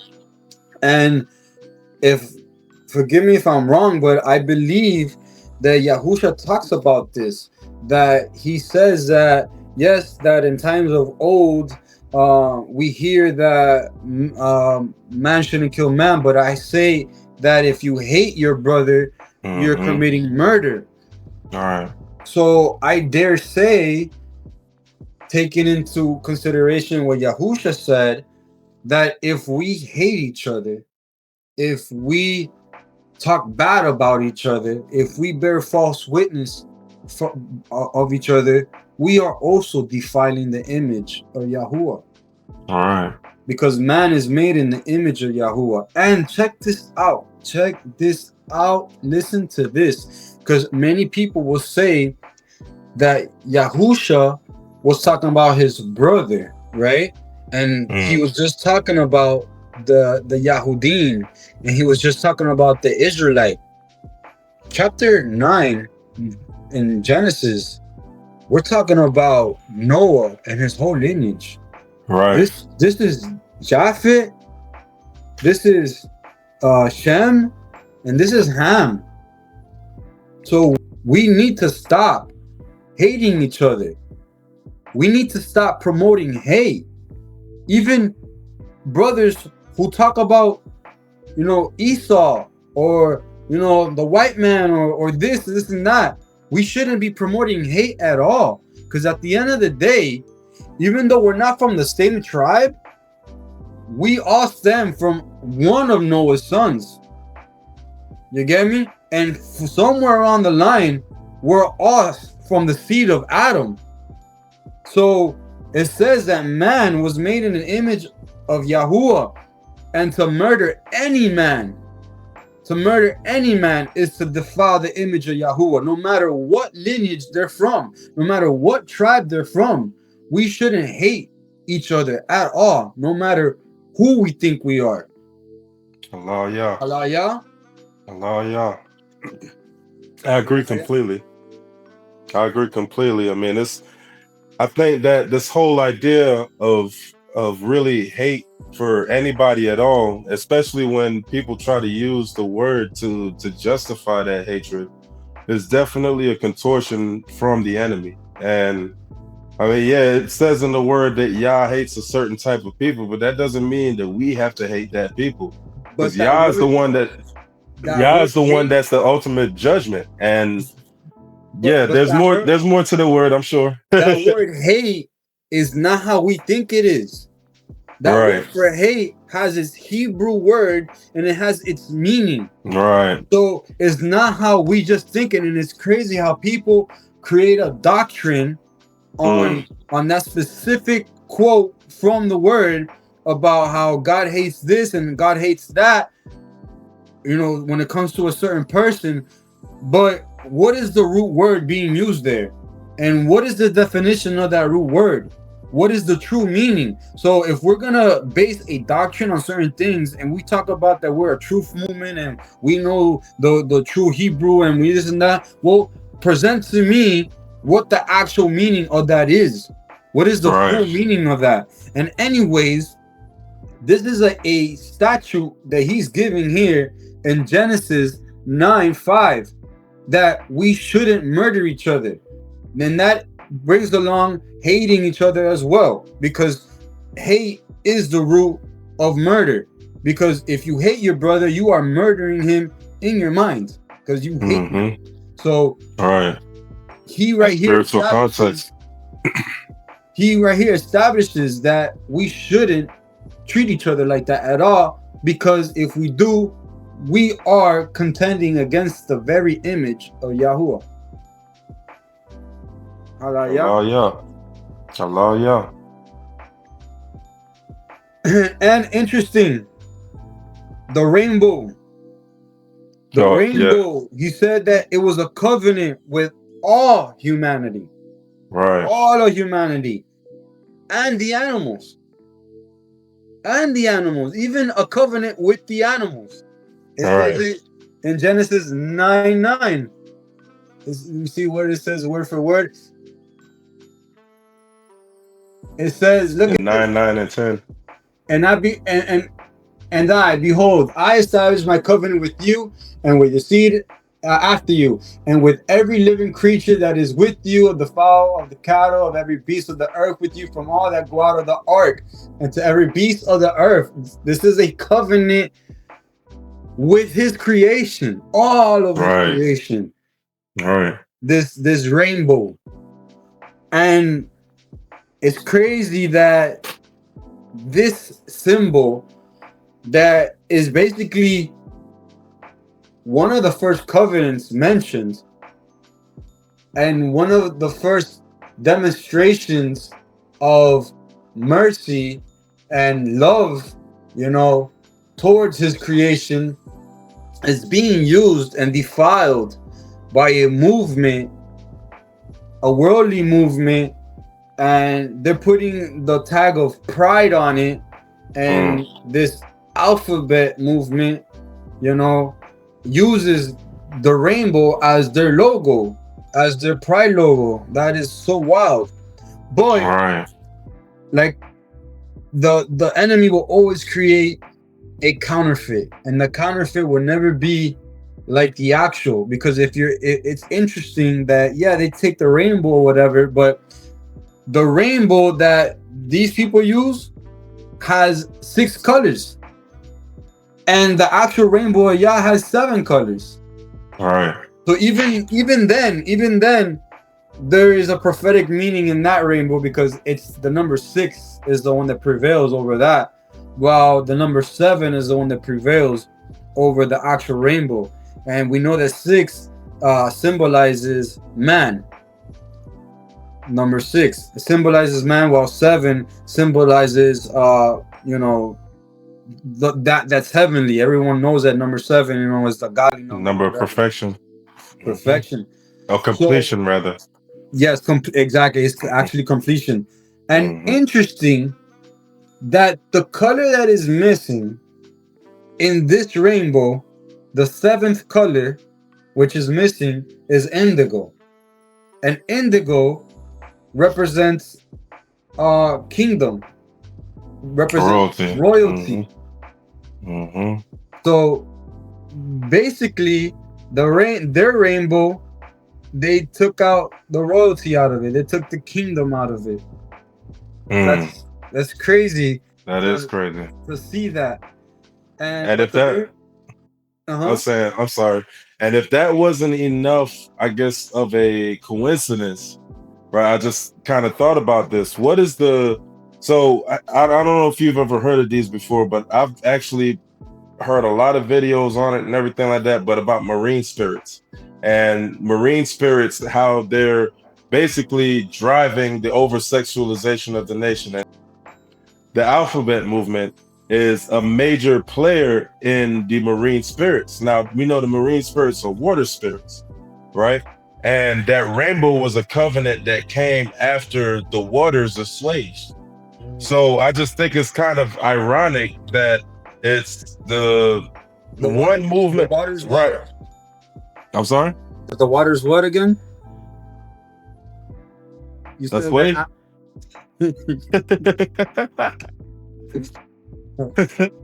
I think that it's crazy coincidental, everything that you said about, the numbers of the colors being reduced to 6, the royalty being removed, and the fact that it's being used at all as part of a sign for this perversion based on a sign of a covenant that was made when the waters were gone. You know, these marine spirits are using these sort of communities, of course, unbeknownst to them, to create this visual, this narrative. And I don't know about anybody else. I don't believe in coincidences. So with all of those put together and wrapped up in a package, that really tells me that not only is this real, but this is definitely something that more people should pay closer attention to if they're wanting to live in the kingdom of Yah. Halelu'Yah. Halelu'Yah. It's just crazy how the enemy, takes things and creates his own counterfeit version of what Yahuwah makes, especially as a symbol, or as where it says here, token of covenant. Right. And the thing is, it's crazy because you're definitely gonna fool the people that don't know, the people who don't study, the people who never even knew or considered that the rainbow was actually something set apart. And and if anyone, let's say, man,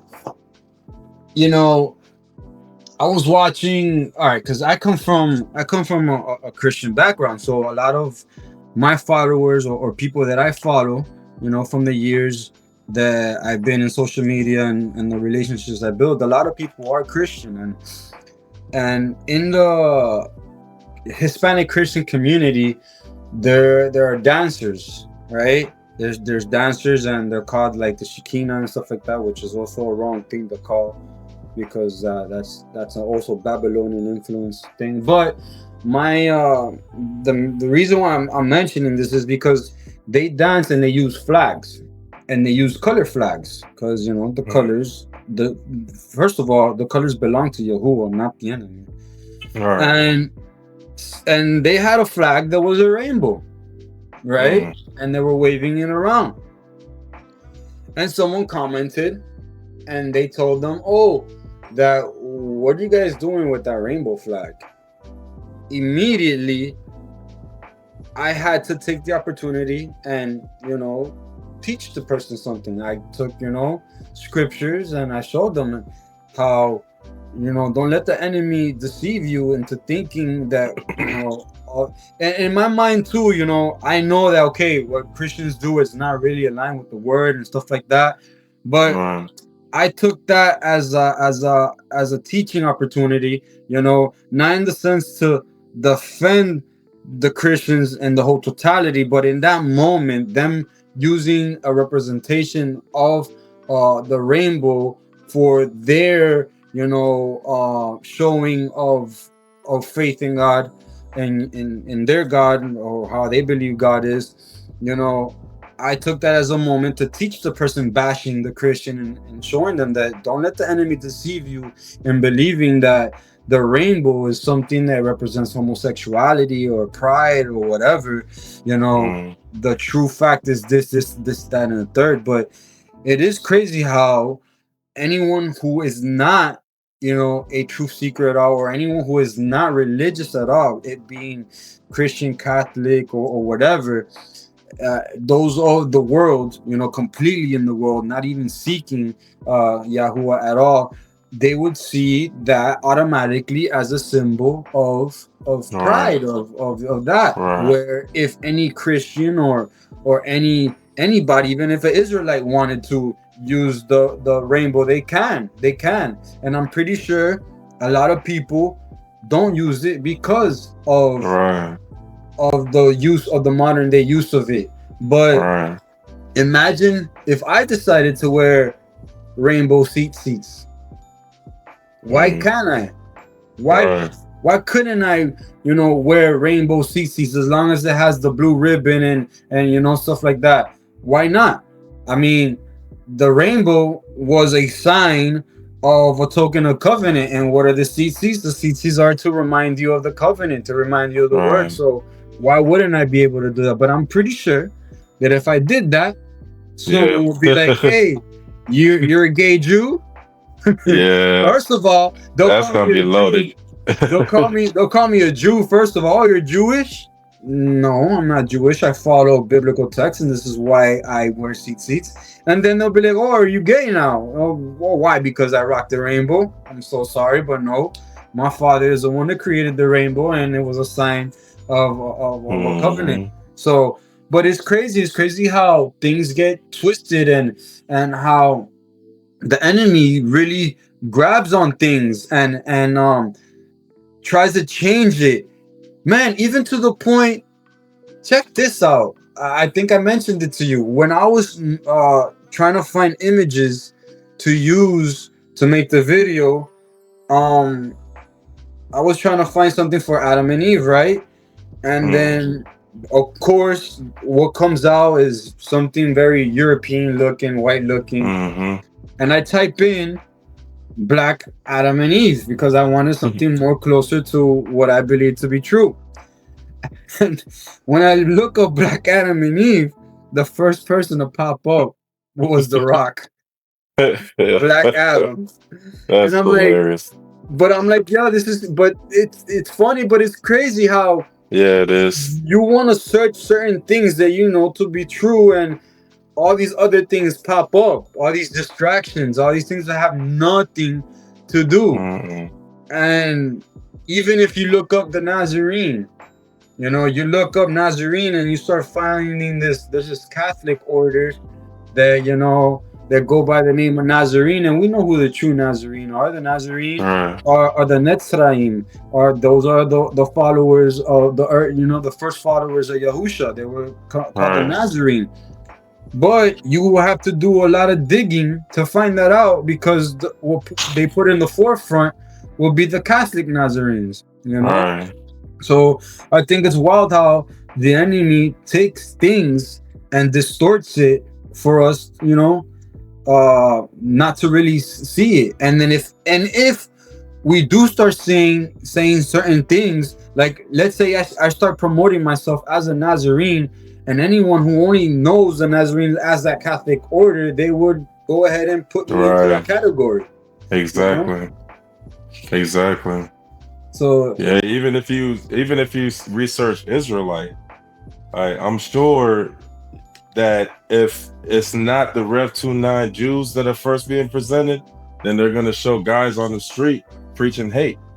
And I mean it's really crazy how much like of a covering like the enemy has really put over the world. Like, it's one cover, you move it, then you rip another one. Like, I remember I used to watch cartoons back in the day, and like they'd open the door, it'd be another door, then they open it, it'd be a brick wall, then they break through it, it'd be like an iron door. It's like, that's literally what life is like. This walk is like that. This is what this walk is. And then it is. And then when you get to that door, you realize, oh man, there's another door behind it. Exactly. And it took and the doors don't even open that easy. Sometimes it takes a while for you to open the door just to realize that there's another door right behind Exactly.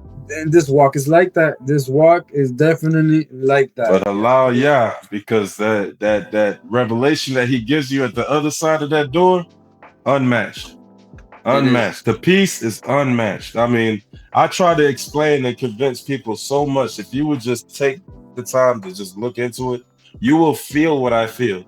I've been on both sides of the fence. I've been on the side of the world, and now here I am on the side of truth. You're only looking at it from a worldly perspective. Just give truth a try. But at the end of the day, I mean, if you're hearing this and it bothers you, then 9 times out of 10, you're one of the ones going through the wide gate. And, I'm sorry to you. Good luck. But at the end of the day, that's what it is. The thing is, man, you can talk to them all you want. They're not going to understand. Ever. Because you will have to put yourself in their shoes too. Because when you were in that position, if anyone talked to you in the position that you are now, you wouldn't, That's true. I think about that all the time. You wouldn't want to listen to. Look, I remember as an adolescent, even though my great grandmother was a Jehovah's Witness, she will always talk to me about, Jehovah and Jesus and try to talk to me about the word, and I didn't want to hear none of that. I didn't want to Mm-hmm. none of that. Not at all. Not at all. And now I'm a full grown man, full grown adult. I'm so into the word. I wish she was still alive right now All so I right. can have conversations with her and teach her what Yeah. I know. Because Yeah. the conversations I could have with her now, you know, and Yeah. and perhaps, you know, with what she knows, and if I could have helped her, you know, to get out of what she was in. And All I'm not right. even talking about for the purpose to get her off with it, just the purpose of being able to have a conversation with her about Yahuwah, about the word, even meeting her where Mm-hmm. she's at and having and be able to have a conversation. As an adolescent, I didn't want to listen to it at all. Yeah. At all, It's at all. funny you say that because I actually faced the exact same scenario with my grandmother. So, ironically, I know, and sorry about your grandma. I know you said she passed, but my grandmother, she is still alive. And, just like yours, mine, I mean, it was always about church. I mean, we were Catholic, so it was always about church, always about Jesus this, the Holy Spirit that, God this and that, Mary this and that, the guardian angels this and that. She really put the fear of Yah in me at a young age. Of course, by way of the Catholic Church, but that was definitely, what all of that training. Right. But now, that I know the truth, I try to talk to her. She's older in age, of course, her health isn't all the way there. So ironically, it's like the roles are reversed, and now it's like she's not really the one that's actually, and I think I might come on a little hard on her, but in my mind, I'm remembering this woman that was so heavy into the Bible, so this and that. I'm glad you said that because meeting her where she's at, that's definitely something to look into more. But it's like I said, she's older in age. I mean, time waits on nobody, and to know the actual of what goes down after after you pass, it's like, man, I'm really like I feel like I've got a limited time, with her, and that's kind of where my I guess my holdups come in, So for time's sake, brother, for time's sake, I recommend you meet her where she's at. You meet Yeah, her for where she's sure. at, and you present to her. I mean, look what Paul did in order to bring the truth to the Gentiles. He met them where they're at, and he even said that let's just talk to them about these things and certain like he even you understands that he gives a watered down version to the Gentile, but then he says Mm, because they would listen about Moses during the Sabbath. They will listen about Moses at the synagogue. So the whole right. point is to let's bring them closer to the synagogue. And once we bring them closer to the synagogue, then they'll listen to what the synagogue could teach them. So Mm-hmm. for time's sake, meet her where she's at because it's about planting those seeds and For sure. allowing those seeds to grow because definitely you need to prepare terrain in order to plant seeds. And Right. from what I'm hearing right now is that you're trying to plant seeds in terrain that's not even ready to receive those seeds. So Yeah. definitely meet her where she's at and try to the And best. for sure, I'm definitely well aware of, because like I said, I'm at a point now where I've looked into more on how to meet her where she is because I mean, just the depth of it all already, it's kind of hard to really truly try to water it down, especially since it's been watered down with no help from us for generations by a mainstream organization. Yeah. So it's hard for me to do that with with an honest heart. You know what I mean? But like to learn how to really truly meet her at where she is that right there is the battle, honestly, because I've already had this talk with myself, what you're saying about, basically meeting her where she is and all that. And truthfully, y'all could super speed the whole process if Yeah. we literally get to that point to where we're both on that same, and I think about that with everybody I try to tell truth to. Mhm. So, it's really just learning how to do that. I think you brought up a good point bringing up Paul too. That might be who we need to read in order to figure out, well, how exactly did he bring this to a group of people that had no chance of learning it, right? Because I mean, at least with our people, they had the church. They somewhat knew some form of it. Those Gentiles, they knew nothing of it at all. And you know, that right there should be the key to how to really spread the word, you know, and in a rate that you know really truly meets people where they are. You know, so no, that was good, bro.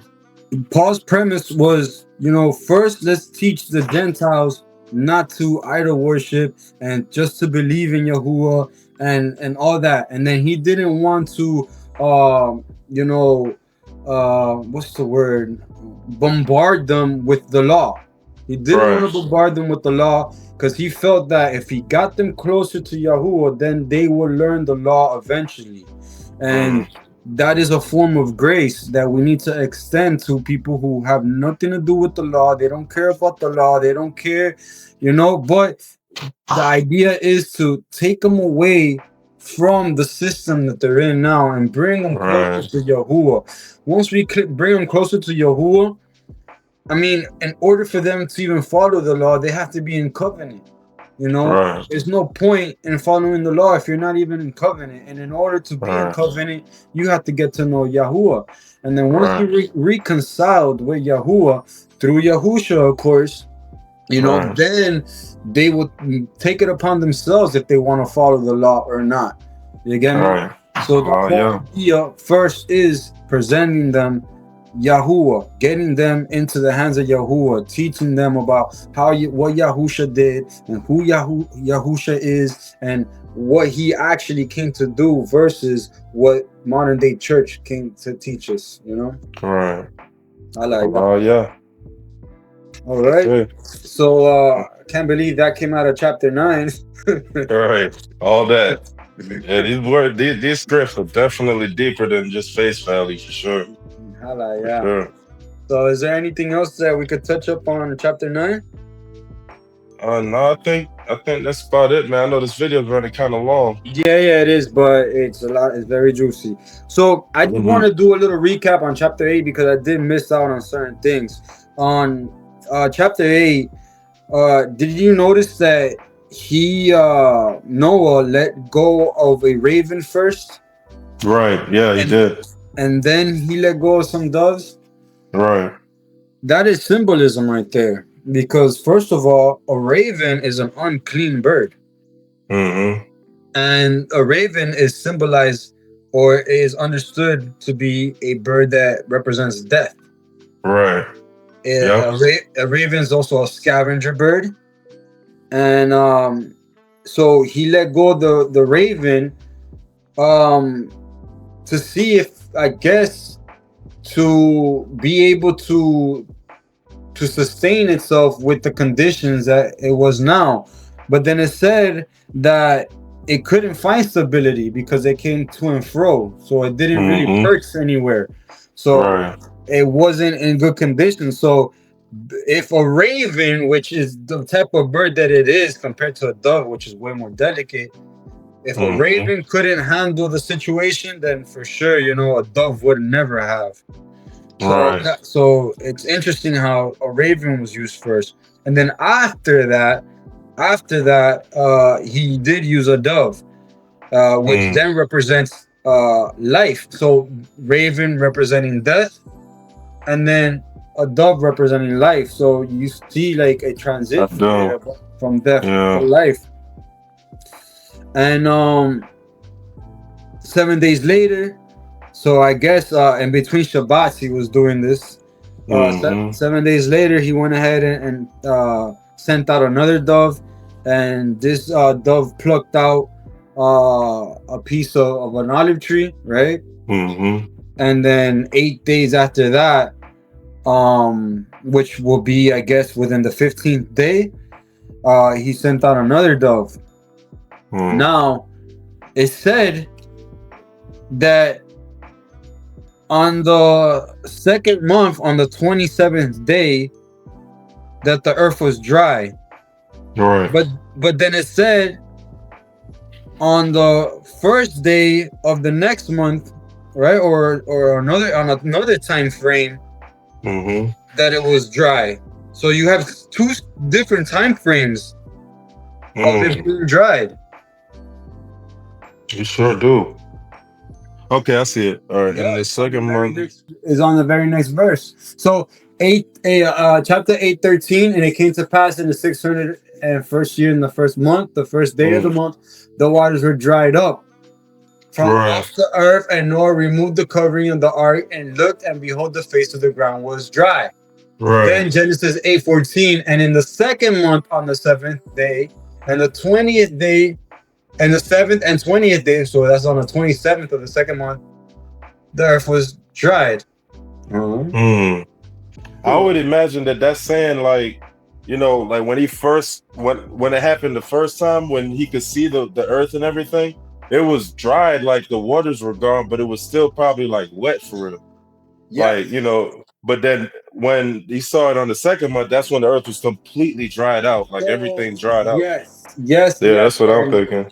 So the word for the first dry, the actual Hebrew word for it is harab. And that word harab, it means to like be desolate, to be in the ruins, to dry up. Okay, so it just means to dry up. All right. So and then the next word after that, dry.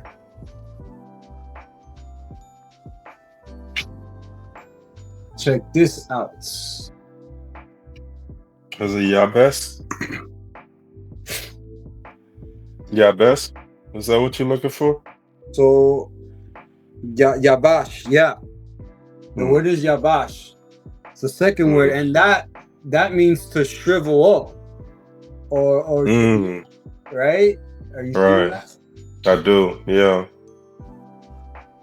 It means to shrivel up. So this dry was until the actual plants were shriveled up. That's how dry it got. Right.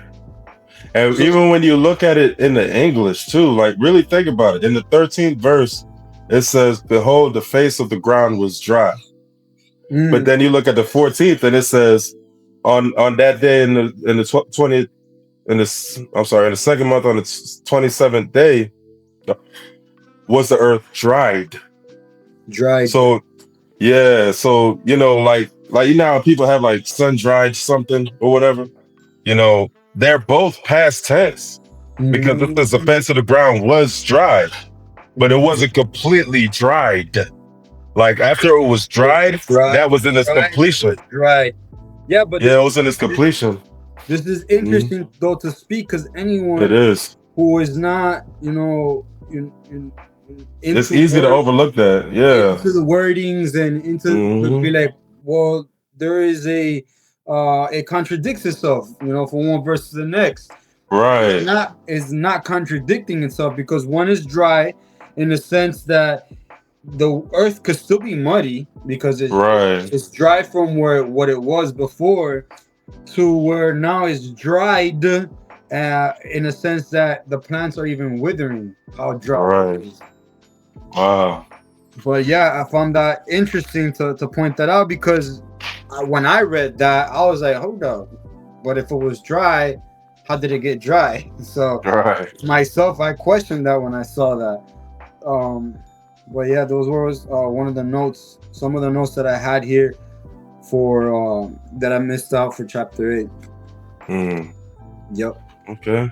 Well, I think that's a good place as any to stop. Halelu'Yah. So I want to thank y'all for coming out and watching our video. You know, I want to thank you for joining in the studies with us. And if you have anything that you wanted to share, anything that would help us further our own knowledge, we can all sharpen iron together. You know, we'd love for you to share it, you know, and like, share, and subscribe too, so that the algorithm can send us out, so that more people can get the word directly from the source. Halelu'Yah. Halelu'Yah. Shabbat shalom.